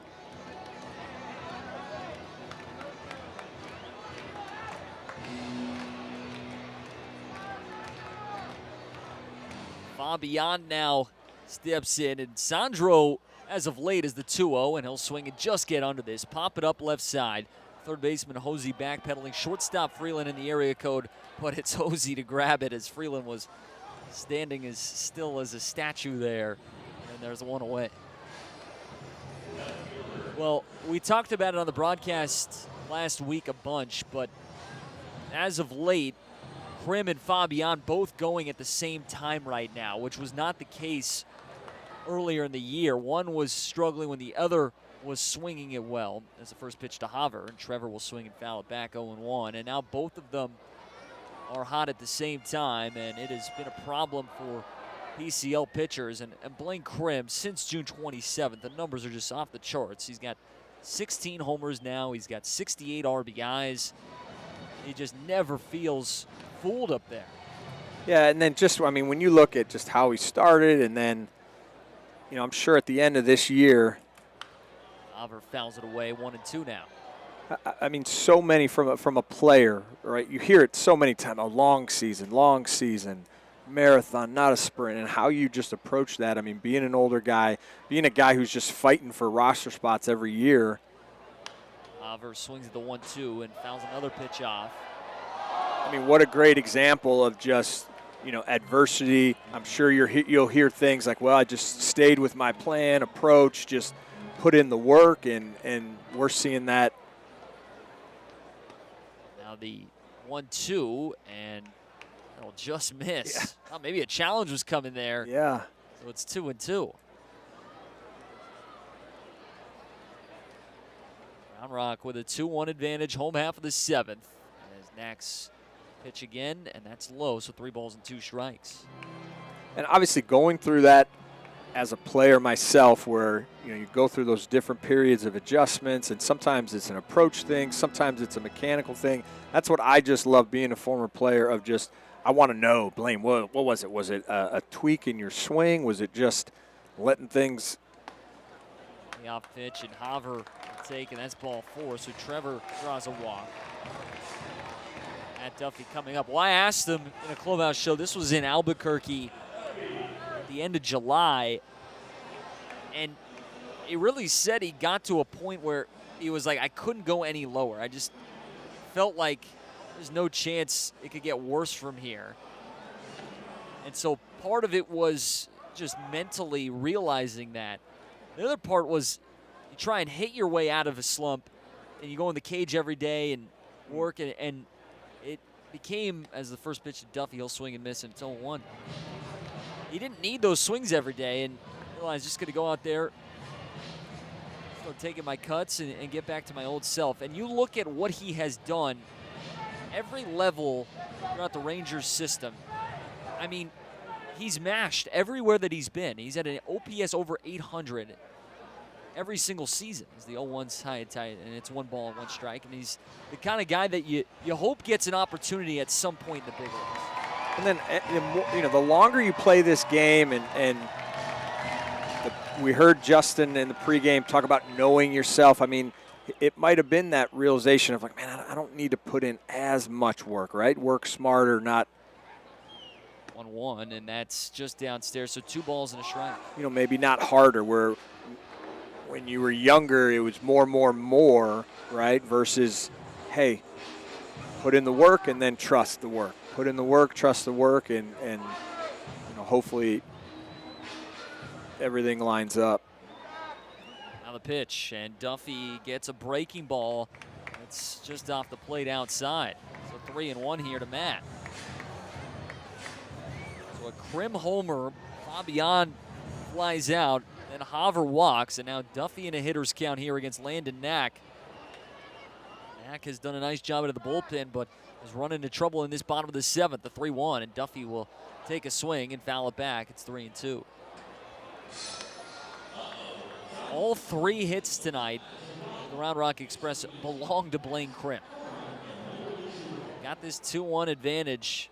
Mark Church just through the top of the inning. We'll see if he comes back out for the 8th frame. Owen White was warming up for Round Rock, though. Now the 3-2. Haver is on the move, and Duffy fouls it back.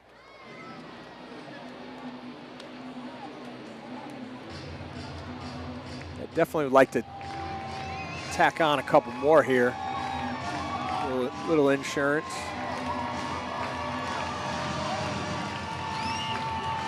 Great crowd on this Wednesday night. They were here early to watch Yamamoto versus Rocker.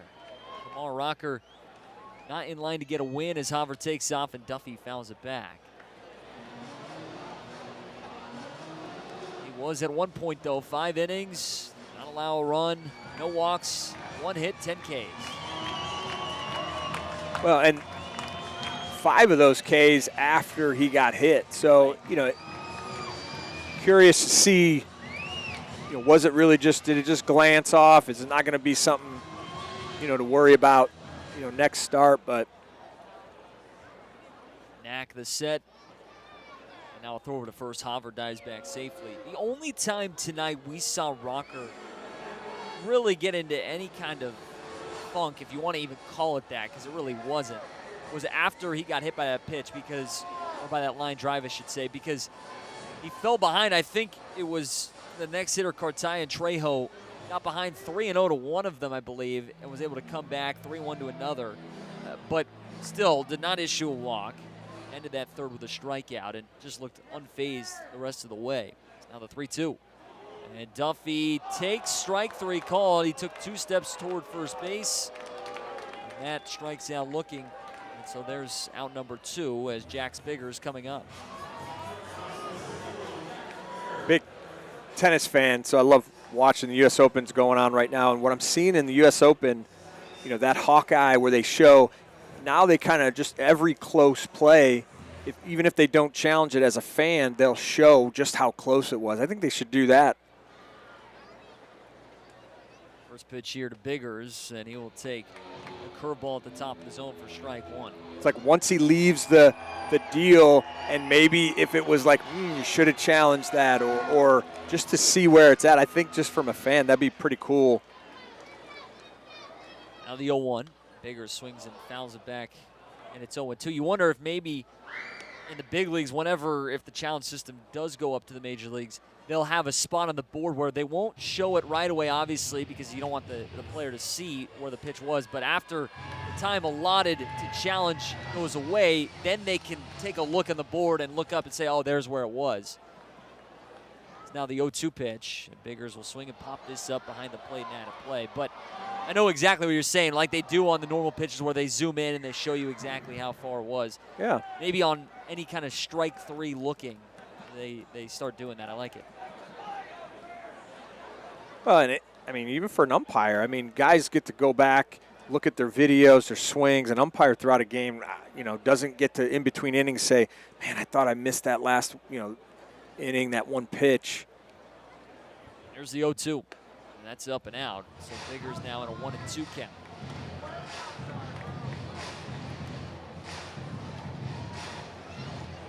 Max Biggers has struck out twice in this game. He's got 3 homers, 52 RBIs this year. It's the 1-2 pitch, and he will take down and out. And so it's 2 balls and 2 strikes. Jack's had 10 RBIs over 7 games last week. Such an important piece to this lineup here in 2024 with his great at-bats. Now the 2-2, and he'll swing and foul it back.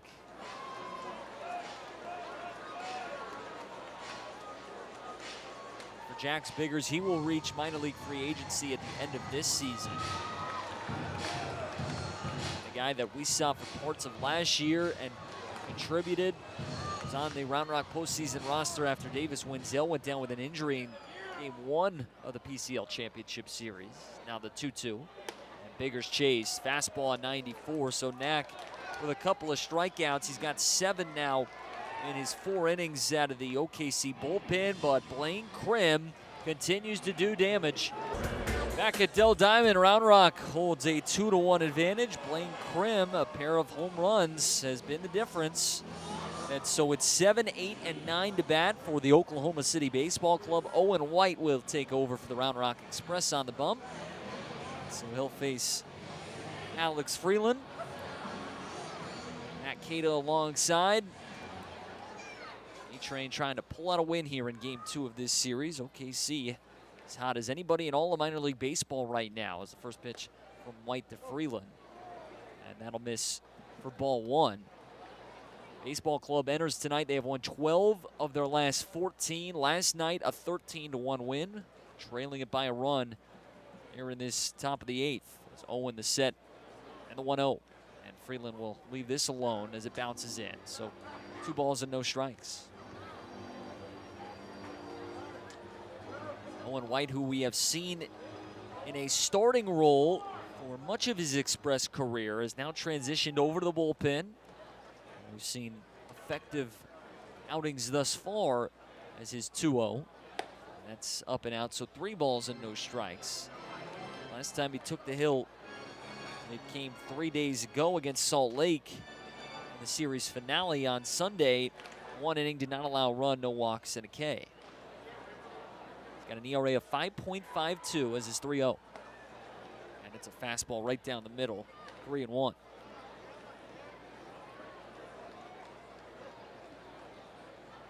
25-year-old from North Carolina, was committed to play collegiate baseball at the University of South Carolina, but decided to turn pro as the 3-1. And it's a breaking ball, the slider there for a call and strike, 3-2.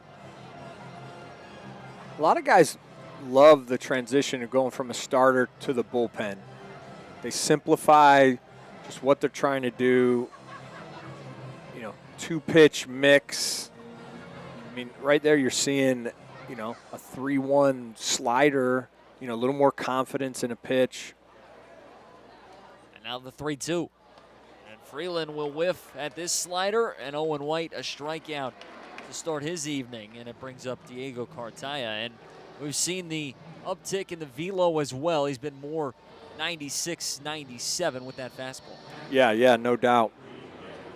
And you can be in attack mode a little more. You're not trying to save to, last 100 pitches. Right on right here is Owen White's first offering. And Cartaya takes low and away for ball 1.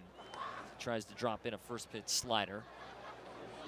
2 runs, 3 hits, and no errors for the Round Rock Express. A run on 2 hits and no errors for the Oklahoma City Baseball Club. White will hold in his 1-0. Cartaya, big hack, and the fastball by him. It's 1-1. Owen White drafted in the 2nd round of the 2018 MLB draft. Did not make his pro debut, though, until 2021. That's now the 1-1 pitch. And this is a slider that will slither all the way outside for ball 2, so 2-1. White needed Tommy John surgery in 2019, and then obviously with the canceled minor league season in 2020, did not take the hill until that 21 campaign. As the 2-1. And this is swung on and driven foul down the first base side out of play, so it's 2-2. For Owen, he started for the American League in the 2023 Futures game in Seattle at T-Mobile Park. Cole Wynn, also big-time Rangers prospect coming up. He started that game in 2021. White now coming out of the bullpen exclusively, which we saw him in the big leagues throw out of the bullpen earlier this year. The problem was he'd been in a starting role for the Express, had to change things up when he went to the major leagues. This is the 2-2. And the slider just off the plate outside, so 3 balls and 2 strikes. Yeah, that's definitely the biggest adjustment is just your routine changes, 100%. Got some great veterans to talk through this change with as the payoff pitch. And Cartaya swings and drills this right center field. Going out the right fielder, reaching up is Strom, and he snags it with that baby blue glove of his right before he gets to the warning track. That is a nice play from Kellen Strom, going back on it, leaping up. Had plenty of room before he got to the track and the wall, and there's out number 2. I mean, that was a heck of a read. That's where I want, the cool part with StatCast in the big leagues of just the angle and the speed. I mean, he took a perfect route, and there was that closing speed. I thought it was going to get over his head at first, but great catch right there. Right on right here with Alan Trejo. First pitch, and that'll miss inside for ball 1. So 2 down in this top of the 8th. Round Rock holds a slim 2-1 advantage. Feels like love an insurance run in the home half of the 8th. But got to get there first. Owen White going to retire the side. Is 1-0 to Trejo. And that's down and out. So 2 balls and no strikes. Trejo hitting .284 in his 38 games this year. He's got 4 homers and 17 RBIs.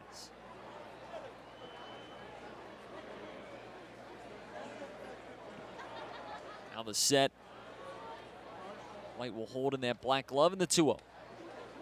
Tosses in a fastball on the outer edge, and it's 2 balls and a strike. You think about how this game started with Kumar obviously striking out 10. Defense didn't have to do a lot of work, but I mean, this is a close ball game, and all of a sudden you get a ball that smoked, in the gap. So that's even more impressive. 2-1. Trejo swings and fouls it back, and now it's 2-2.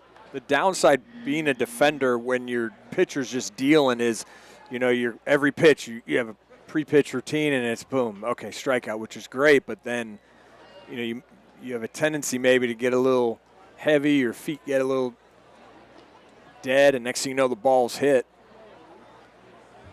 Now the 2-2. It's low and outside. He's actually in the dirt, so 3 balls and 2 strikes. It's a great point because you're right. We haven't really seen many baseballs hit to the outfielders tonight in general, at least for Round Rock.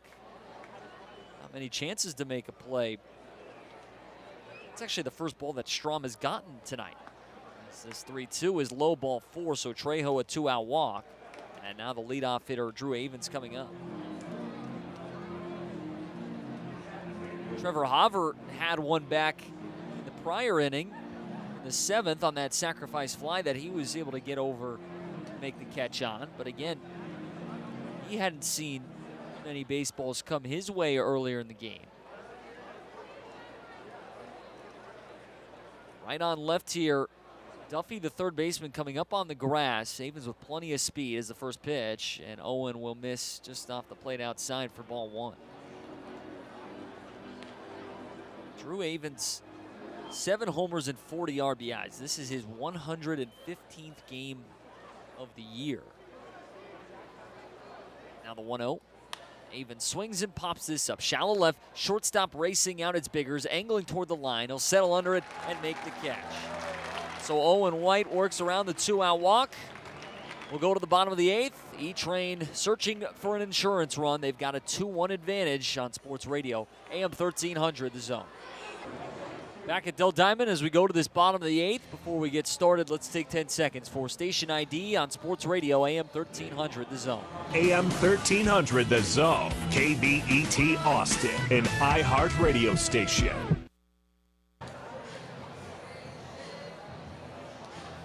Rylan Cobry and Matt Cato with you on this Wednesday night. Round Rock 2, Oklahoma City 1. Matt Watley to start things off against the new pitcher. It's Connor Brogdon to take over.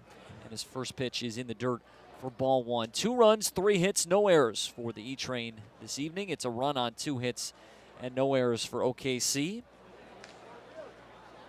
Brogdon working from that third base side, kicks and fires. That's up and in. Watch out, a little chin music there for Matt Watley, and the count is 2-0. Hey, you don't see too many pitchers nowadays working from that far to the third base side. You're seeing most off that first base side of the road, but he's way over there on the right side. The 2-0, and Watley swings and misses. That's a fading changeup, and it's 2-1. I almost had to do a double take because it looks like part of the mound right now is covered in dirt, so it's hard to even tell where the rubber exactly is. As the 2-1, Watley swings and misses, gets a fastball this time, and it's 2-2. But he's way over on that side, and he's very closed off with that front foot. Yeah, so right-handed hitters, I mean, it's almost coming behind you a little bit. 2-2, Brogdon's pitch. And Watley will swing and miss. A drop third strike by Cartaya, so he'll have to make a throw down to first, and Watley doesn't even drop his bat. Goes about halfway down, and then we'll circle back to the dugout. So 1 away, and Kellen Strom is coming up. Connor Brogdon has appeared in the big leagues over the last 4 seasons. Made his major league debut in 2020 with the Phillies. 9 appearances in that 20 season. He came back and made over 47 appearances each of the next 2 years with Philadelphia. He's got a career 3.97 ERA in the major leagues. The first pitch to Strom. He'll try and lay a bunt down and pop it up into the screen, and this will drop harmlessly to the dirt near the Round Rock on deck circle. It's 0-1. Brogdon this year has appeared for both Philadelphia and LA. The Dodgers, just 1 outing though with Los Angeles, 1 inning, 2 earned runs. Set the pitch. Strom swings a roller up the middle. Second baseman on the backhand. Third base side of the bag. Long throw to first, not in time. Strom beats it out. Trejo, that is a very difficult play as he ventured over to the other side of second and on the run had to throw, and you watch the replay, about as close as it gets. Wasn't hit extremely hard, but, you know, the way Brogdon kind of falls off hard to the first base side, that ball went almost right over the mound, and he just, like most of the time pitchers should do, he didn't even offer at it. I think if he could have quickly tried to throw his glove out, and he might have been able to take a stab at it, but there was no attempt or a stab at the baseball. As Strom running on the first pitch, it's a breaking ball. Thrown on to second is late, and Kellen's got a stolen bag. It was actually a changeup there. Great pitch to run on for Kellen. It's his 7th stolen base since coming up here to the AAA level, and he has not been caught this year. And so that insurance run on second base for the Express as they have a 2-1 lead. Dustin Harris 0 for 3 tonight. Try and change that here. Shortstop Freeland playing up the middle in the 1-0. And Harris swings and skies this to right center. Second baseman Trejo backpedaling. Right fielder coming in, Avens. He'll take it and make the catch for out number 2. And so now Justin Foscue coming up. And Kellen Strom's infield single. That's the first hit by anyone not named Blaine Krim tonight. Blaine had all 3 hits as we entered this bottom of the 8th. And so now Foss, who is 0 for 2 with a walk, will step in.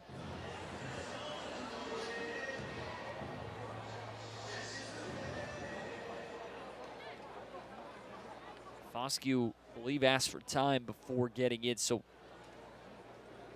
we get another slight delay. The pitch clock is off. Some technical issues tonight with the clock, so they shut her off for the evening right around, I think, the 5th or 6th frame. It's the first pitch to Foscue. He'll swing off the end of the bat. A slow roller coming off the mound. Brogdon, first base side. He'll take his time, slowly throw over to first for the final out. Foscue retired on 1 pitch. No runs, 1 hit, 1 left on for the E-Train in the 8th. We go to the top of the 9th. Round Rock looking for 3 more outs, and it's Owen White trying to collect his 2nd career save when we return on Sports Radio, AM 1300, The Zone. 1, 2 runs, 4 hits, and no errors for the Express. A run on 2 hits and no errors for OKC. Kumar Rocker not in line for the win, but he was great. 5 innings of scoreless ball, 10 strikeouts as White's 1-0.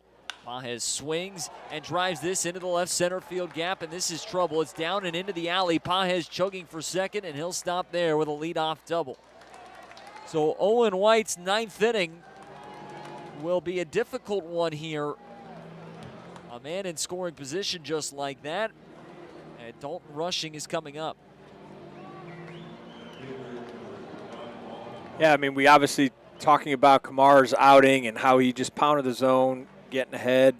You know, you fall behind, there to a really good hitter and then have to come back with the fastball. And, outfield's kind of playing no doubles, a little deeper.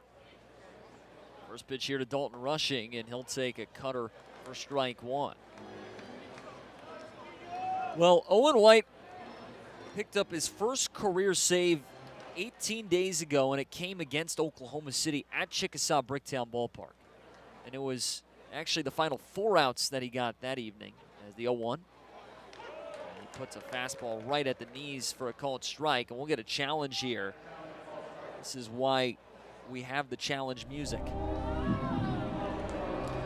They go to the board, and this call will stand. Just barely nibbles at the bottom of the strike zone, and so the count will stay 0-2.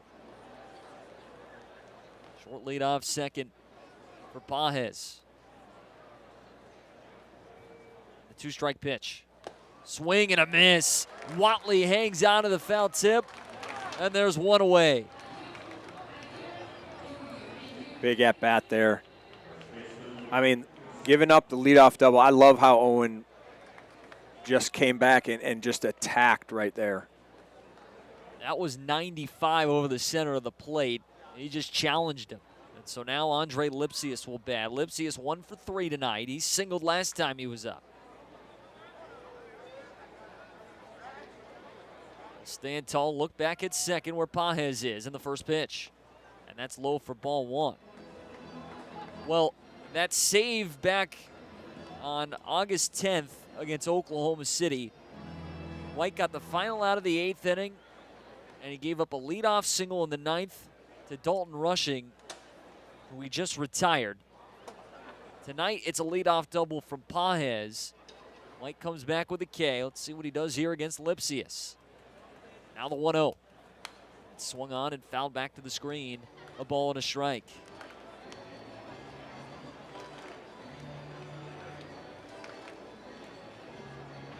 Owen this year an earned run average of 5.52 coming into this game.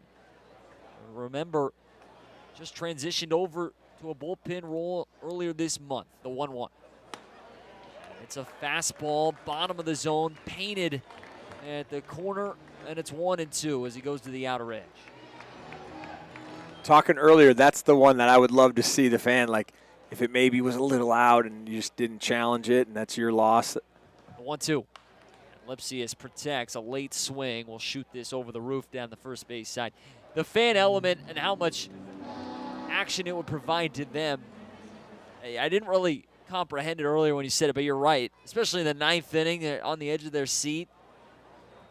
Just another thing to add to the game for them to pay attention. Yeah, I mean, just watching tennis today, kind of, same thing. Like, oh yeah, that was definitely out. Like, it changed. If I'm a hitter and I looked up and I saw that I didn't challenge when I should have. Ooh, that mindset-wise. 1-2, and that's high, so 2 balls and 2 strikes. You definitely would have to, just be even stronger mentally just to step out and have to. You're kind of kicking yourself a little bit. But I think that would be really cool. The set, a look over at second base. Dancing around is Pages, and the 2-2. Swing and a miss. Fastball at 94. Owen White back-to-back punch-outs. And Ryan Ward coming up.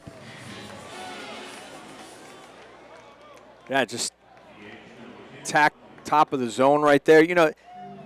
The game, you see in the game now, strikeouts, it's not like it used to be, right? Guys, I mean, striking out was such a bad thing, back in the day. But now, man, it's hard to see. I mean, that's a huge swing with the tying run on second base. And just being that guy that, hey, I'm going to shorten up, I'm going to do whatever to maybe just put a ball in play because that's the tying run.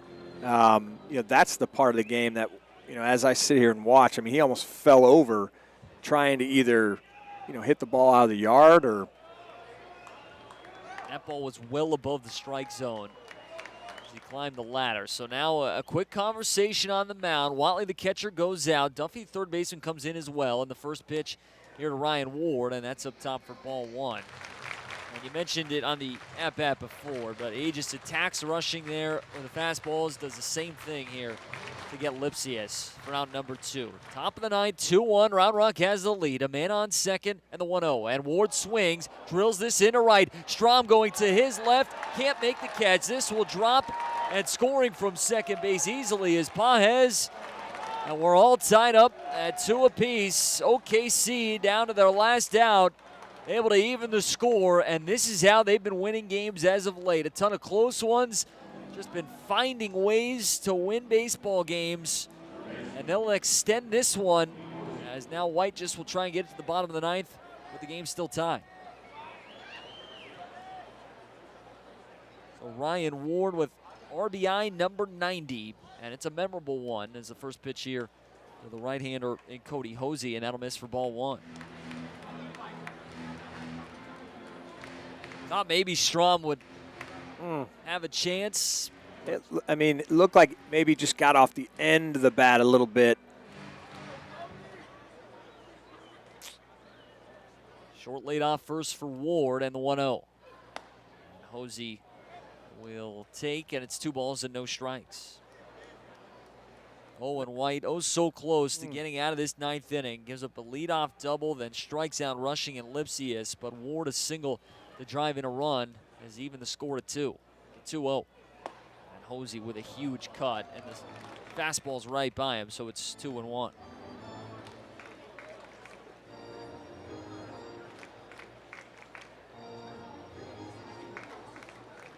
He's been relying on that fastball in this ninth inning.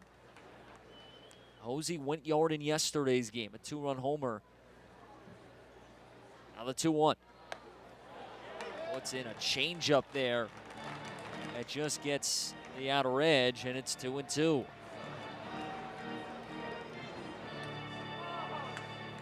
Ward being held on at first by Blaine Krim. Owen shaking off his catcher. And now the 2-2. That bounces in as Watley able to keep it in front. Just barely trickled to his right. And so now the count is full. It's a left-hander warming up in the Round Rock bullpen. I believe it's the left-hander Grant Wolfram.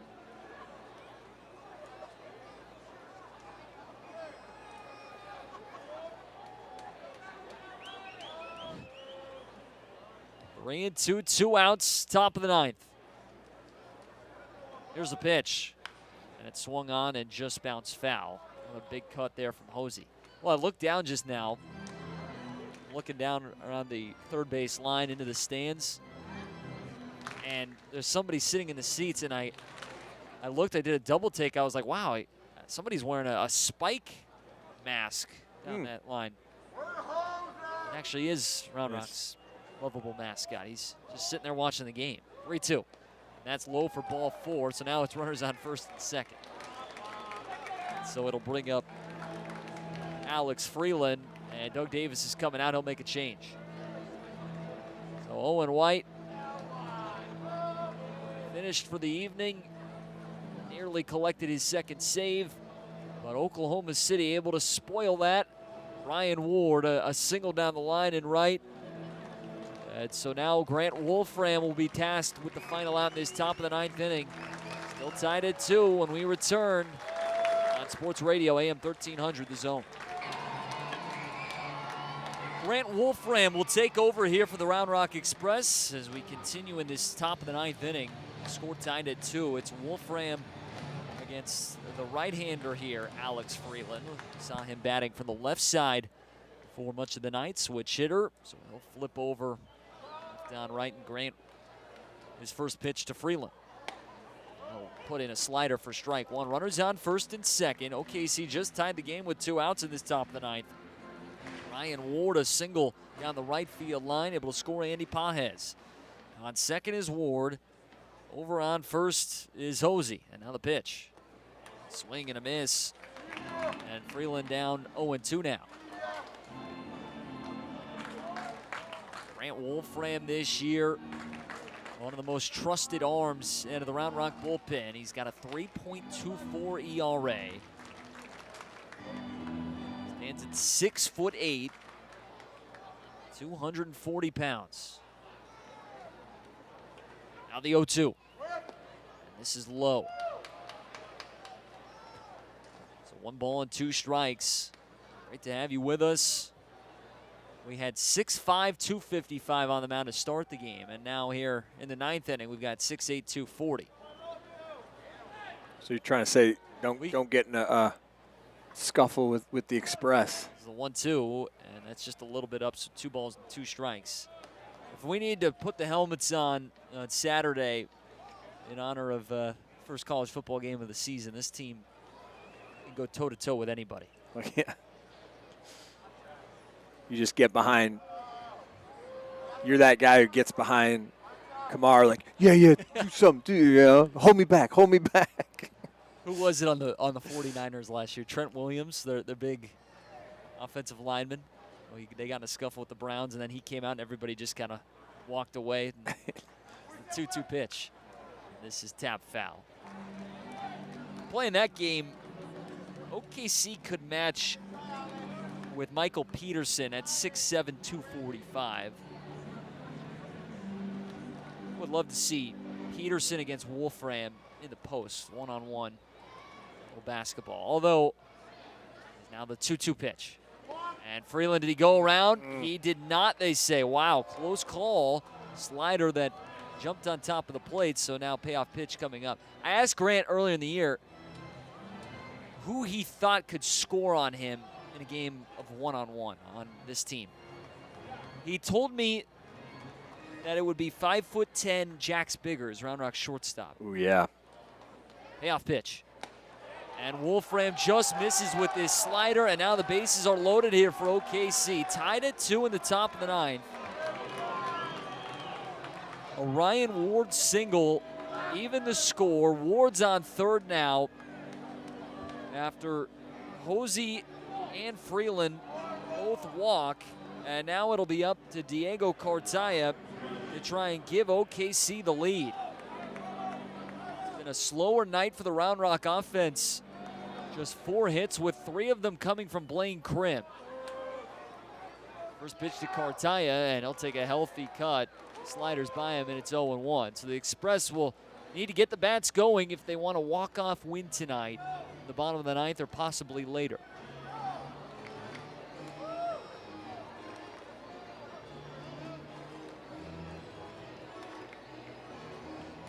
Cartaya is 0 for 3.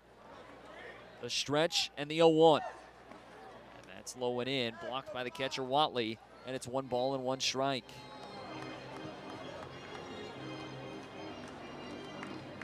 We talked about Kellen's play in that previous inning, but when you think about just this inning, behind the dish, Matt Watley, a couple of tough blocks there.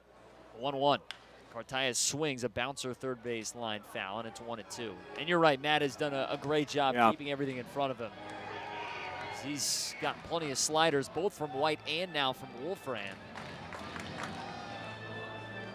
He's bodied them up. Not allowed OKC to move an extra 90 feet, or in this case, would have brought home the go-ahead run. The set and the 1-2. It's inside. He went back to that slider. So 2 balls and 2 strikes.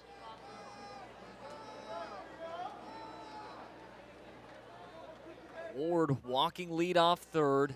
Hosey off second. It's Freeland off of first base. Bases loaded, 2 outs, top of the 9th. We're tied at 2. Diego Cartaya, the batter. Cartaya, the 22-year-old. Another top prospect in the Dodgers system.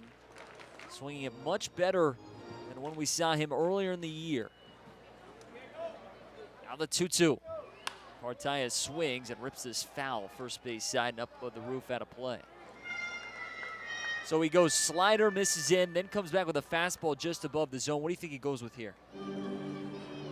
I mean, I'd like to see attack that, top of the zone.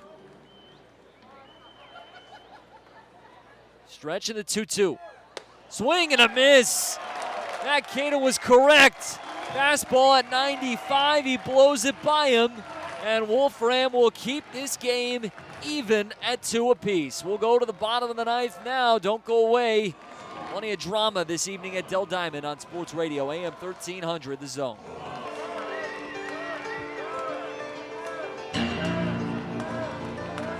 Bottom of the ninth inning, we're tied at 2. Blaine Krim will lead things off. Oklahoma City's worst nightmare right now. Krim 3 for 3 with 2 homers tonight as Connor Brogdon will kick in the first pitch. And Blaine will take a fastball for strike 1 at 93. It's 2 runs, 4 hits, no errors for both teams. As we mentioned, Krim has 3 of those 4 hits. Brogdon just threw a scoreless 8th inning as the 0-1. Blaine gets a fastball called strike, and it's 0-2. Rylan Cobre alongside Matt Cato. Grant Wolfram, a big punch out to get the E-Train out of the top of the ninth. So now Krim, wouldn't it be something to finish it off with a 3-homer game? As the 0-2, and he'll swing and foul this back above us. I mean, why not, right? Night he is having. Kumar Rocker, Yoshinobu Yamamoto, and Blaine Krim would love to steal the show. Already somewhat has. The 0-2. And he'll swing it to check swing single into left field.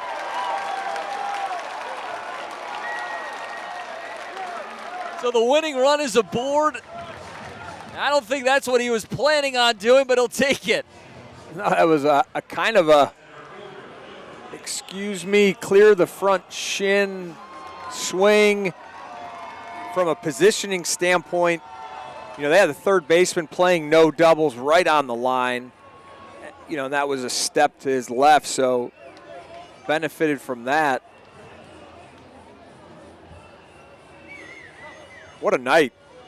Well, when you're going the way that he is, swings like that always end in singles. Yeah.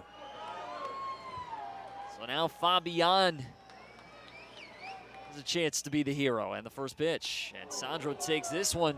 Almost hits him a changeup. And he jumps out of the way up. Fabian does have a walk-off hit this year. It was back in late April against Salt Lake. A double into the left center field gap. Won it. And the Express got a 1-0 win. Now the 1-0. Fabian swings, just gets a piece of this, fouls it off, and it's 1-1.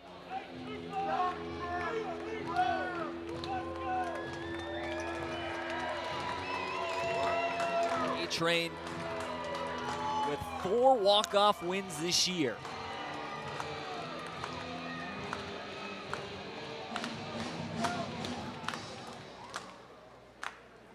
Brogdon comes set. Krim a short lead off first, and now a throw over the bag, and Blaine lunges back to the base. I got to imagine, as a manager, Blaine, obviously the winning run, do you pinch run? Do you take your, the guy that's carried you all game out of the game? 1-1, and Fabian swings and hooks this down the left field line and out of play.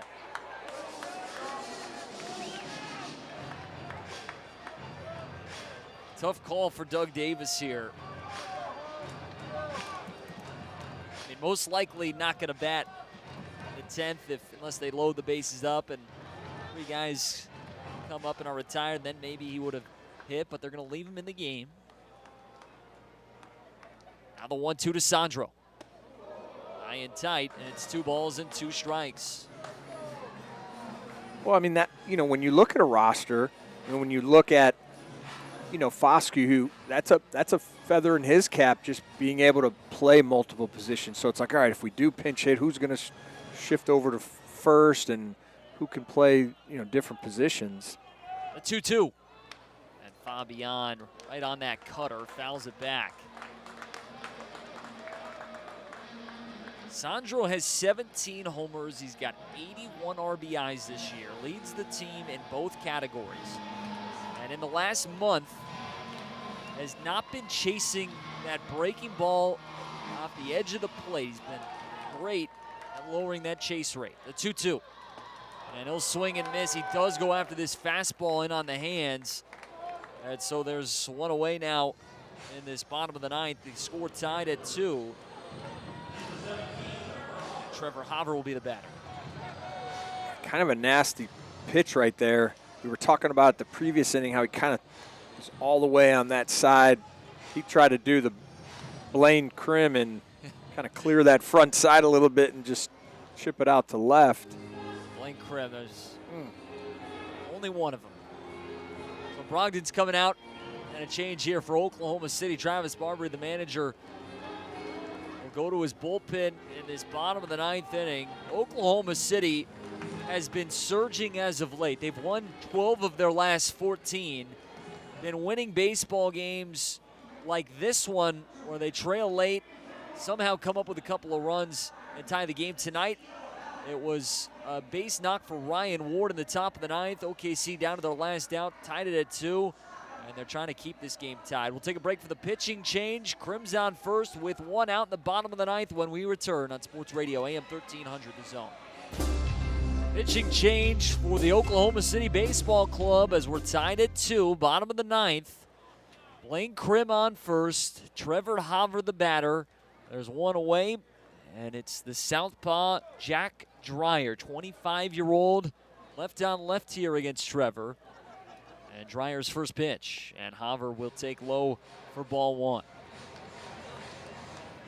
2 runs, 4 hits, no errors for OKC. It's 2 runs, 5 hits, no errors for the Round Rock Express. Blaine Krim has 4 of the 5 hits tonight. Now the 1-0. And Haver swings, hits this high in the air, right center field. Center fielder Pajes going out into the gap, calling for it, makes the catch. And there's 2 away. Out a fastball, inner half, and just missed it. Looked like it just got towards the end a little bit. Brings up Matt Duffy. If you would have heard the groans of the crowd, and maybe you did at home, he probably thought that ball's got a chance to get out of here, but well short of the warning track. So we'll see what Duffy can do. He's 0 for 3 tonight. Dreyer this year, a 2.20 ERA in 28 appearances. And the first pitch. And Matt will swing and foul this off above the first base dugout and out of play, and so it's 0-1. Dreyer has 40 strikeouts in his 32 2/3. He's only handed out 5 walks this year.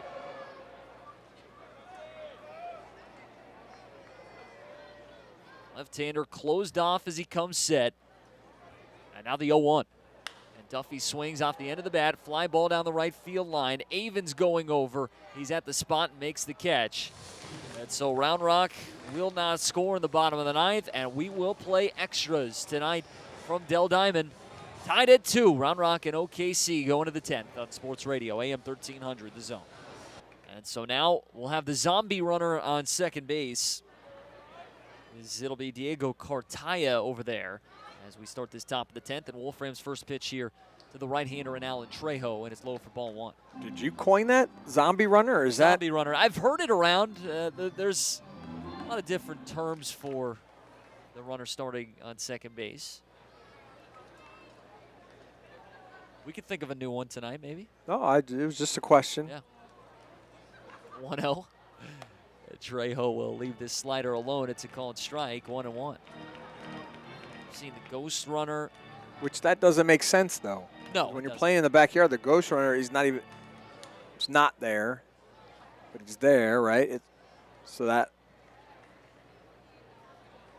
Now the 1-1. Trejo swings and misses. Slider from Wolfram, and it's 1-2. Zombie runner, though, it kind of works. I mean, it's the first time I've heard it. It's doming me up a little bit right now. It's marinating. I don't know what to think about it. Let it sit. Yeah. Well, the 1-2 pitch. It's down and in, so 2 balls and 2 strikes. Round Rock would love a walk-off win tonight. OKC comes back with a run in the top of the 9th. 2 outs and a Ryan Ward single. Evens the score. And so now in this 10th, Cartaya off second base, and the pitch to Trejo. And he'll swing and miss. Slider beneath the zone, and Wolfram with a strikeout. There's 1 away. Well, those who are watching at home are saying bunt, and they probably are feeling, what's the word? It's evading me, but they're unfurling? No, that's not the right. That's not. I don't think that's it. It's so good though.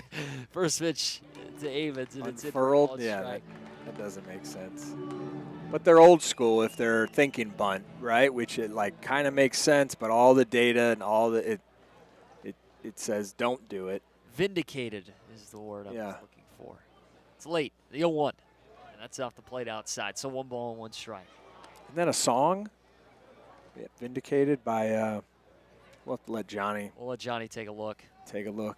Yeah. Wolfram looking back on second base, and now the 1-1. Called strike, slider again, and Grant Wolfram with that great slider. And it's 6'8". He's got the fastball to pair with it. I was looking up earlier because there was a couple of instances, but how many challenges? I think that's where the challenge really comes into play. 1-2. It's a high bouncer, left side of the infield. Shortstop Biggers will grab it. His throw to first is late as Avens beats it out. Infield single, and now there's men on the corners. Well, Biggers playing more up the middle there, having to go to his right, and that baseball took a couple of big bounces and slowly moved over to him. And by the time he gloved it, Avens hustling down the line, able to beat it out for a single. Yeah, placement-wise, it was, I always love to see maybe your third baseman kind of come and try to cut that off, but it was just perfectly placed.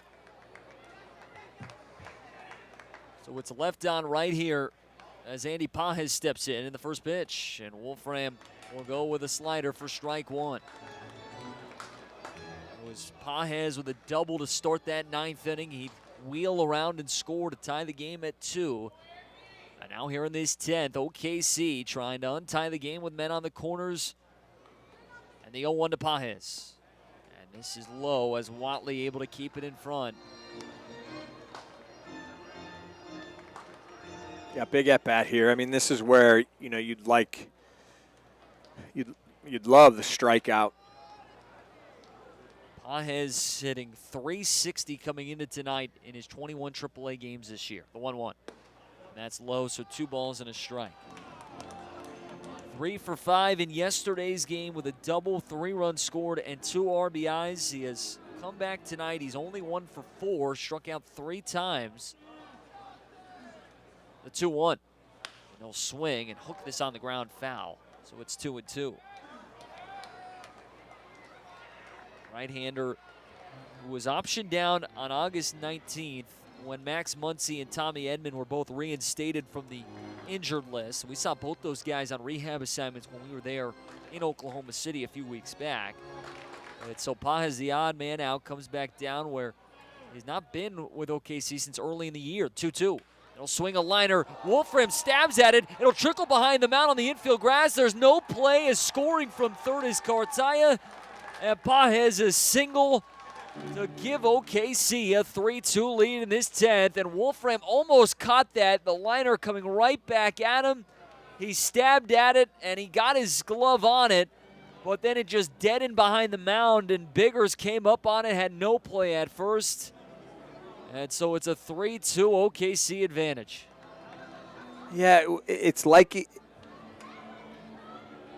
I don't think that ball was sweet spotted, right? But there was a big swing, and so you saw kind of, Wolfram almost like want to catch it before it got there. He reached out for it. Yeah. As they're showing the replay again here. You can tell he came off the bat at 73 miles an hour, so not a hard hit baseball, and he really did get most of his glove on it, almost caught it. Yeah, he did. So So now it's runners on first and second, and Dalton Rushing will be the batter. And so it doesn't get any easier with this OKC lineup. Rushing is 0 for 3 tonight. He walked and scored a run in the 7th. Left on left here. He had a huge first game yesterday in this series as the first pitch. And it's outside for ball 1. Former 40th overall pick in 2022 out of Louisville. The 1-0. And it's swung on and smacked into right. Diving the right fielder, Strom. Headlong dive, and he makes the catch. Huge play by Kellen Strom in right field. And there's 2 down in this 10th inning. That gets by him, and all of a sudden, it's a 6-2 game, maybe an inside the park homer, but a nice job there to make the catch. Yeah, I mean, that could be, hopefully turn out to be a really big play. I mean, that's the tough one where, like you said, I mean, you dive and that ball gets by you, but great read there. First pitch to Andre Lipsius, and Wolfram, a first pitch slider, and it's 0-1. 3 runs, 6 hits, no errors for OKC. 2 runs, 5 hits, no errors for Round Rock. The 0-1. And Lipsius cuts and misses at a breaking ball. And so the count 0-2. The wind non-existent right now. Early in the game, it was blowing out toward left field. A look back at second. 2 outs, top of the 10th, the 0-2. And that's down. Lipsius will not chase this breaking ball, so it's a ball and 2 strikes.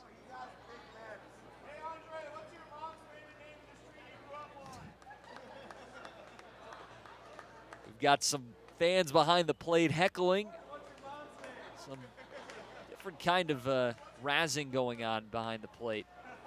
And what I've heard before is the 1-2. It's a half swing and a roller down the third base line. I always appreciate the creativity. A lot of thought that goes into it. Still trying to figure out what exactly the angle was there of that last question. Just simply asking questions. Yes, really all that's sometimes yeah. Don't overthink it. Don't overthink it, Rylan. 1-2. This is swung on and popped up. First base line drifting out of play about 4 rows above the screen, just above that Round Rock tarp. And so we'll get another 1-2 coming up. We've got a couple fans just, as I said, asking various statements to Andre Lipsius. Maybe we'll get the wheels turning in his head and he'll forget that he's in the box. Not a bad idea.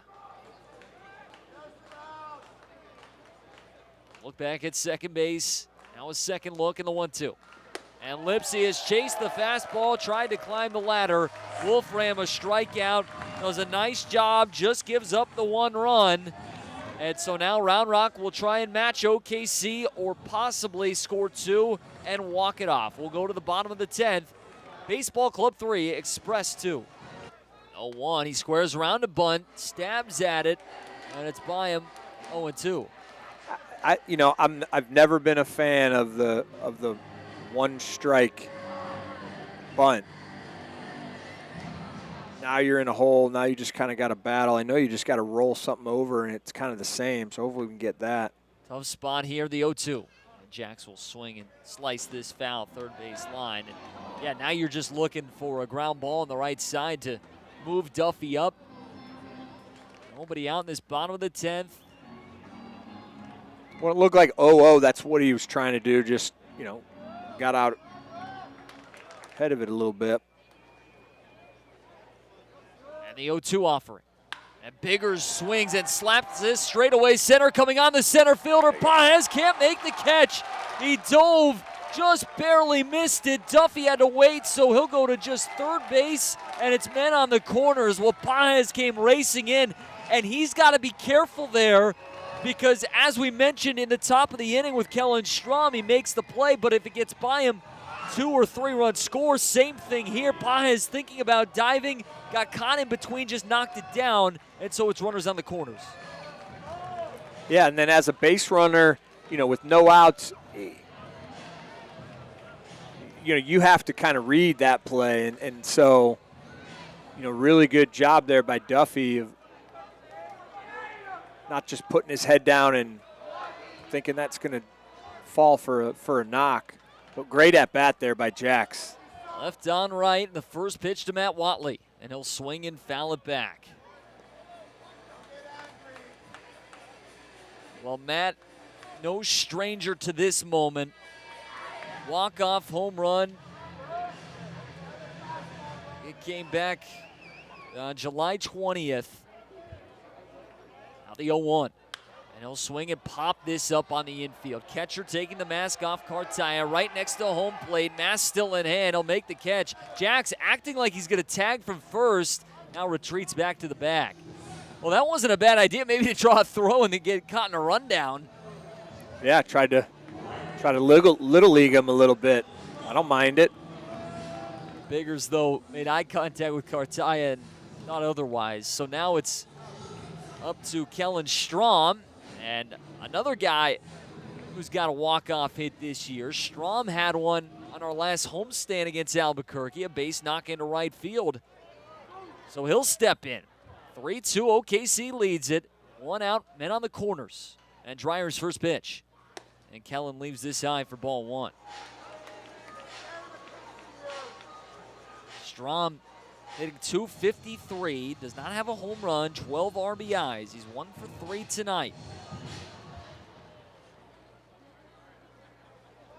And the 1-0.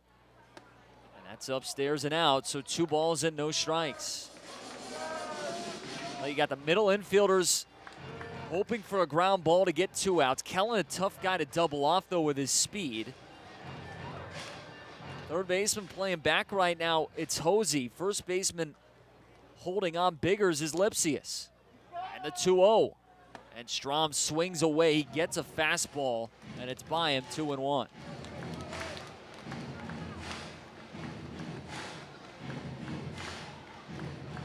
Couple of strikeouts tonight for Kellen. Jack Dreyer for OKC got the last 2 outs in the 9th. He's set. And the 2-1. Biggers will run. The pitch will miss, and Cartaya will just hang on to the baseball, not even throw to second. And so now this will change the complexion of this OKC defense as they will come up onto the grass. Men on second and third with 1 out in this bottom of the 10th. Round Rock down a run. We'll see what Strom can do. I love that decision right there. The 3-1. Kellen swings and misses. Dreyer just rears back and goes with a good old-fashioned fastball. Now the count 3-2.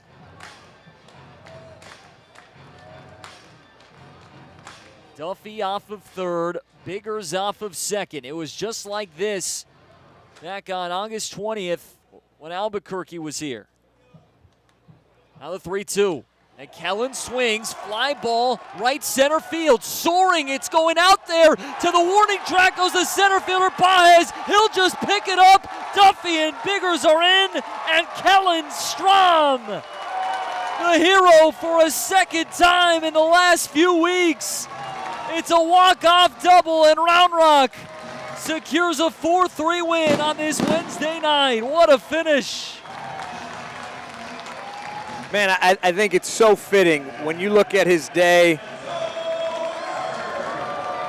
I think 2 big plays on defense. And another electric finish tonight here at Dell Diamond. Round Rock with a 4-3 walk-off victory in 10 innings as Kellen Strom, the hero, it was a double into the right center field gap as the E-Train able to get it done here in Game 2 of the series. And Kellen is grabbing the headset from Jackson Ryan right now as he will join us following his walk-off knock.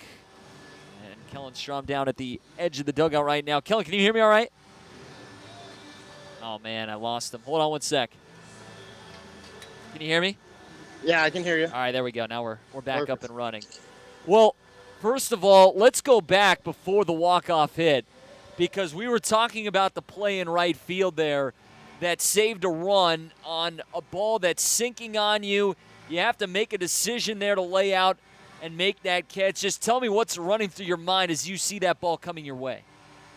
Yeah, I kind of pride myself on defense, kind of my strong suit. I just got a good read on it and, just laid out, tried to make a play for Wolfie, and, it fell in my glove, so I'm glad it did. Well, a huge play, and we circled it in our scorebooks because you come back up in the 10th inning and then you drive in 2 to win this game. So walk me through the at-bat.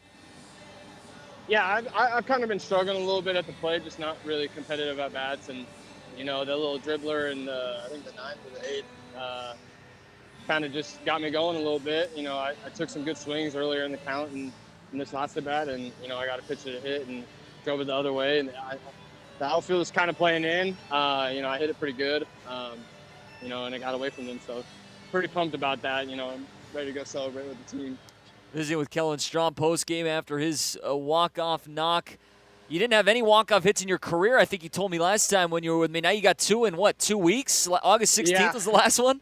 So the funny part is I had to go back and think about my walk-offs. I actually had a couple in college. I had 2 in the same weekend, a Friday night game and a Sunday night game. But other than that, those were my only 2. I kind of forgot about them. Okay, so 2 in AAA, so it's pretty cool. No stranger to the moment. All right, we'll finish with this. Kumar today, I mean, what was it like playing behind him? You didn't get many baseballs your direction. You had a great play early in the game where you made that over-the-shoulder grab, but nothing was really coming your direction because Kumar was just so dominant. What was it like playing behind him tonight? Yeah, Kumar's a stud, man. Hopefully he's not here for very long, but he's a tough at bat, and you can just see by the other team's swings that he's throwing hard and he's throwing pitches that move. And yeah, it was kind of boring playing behind him.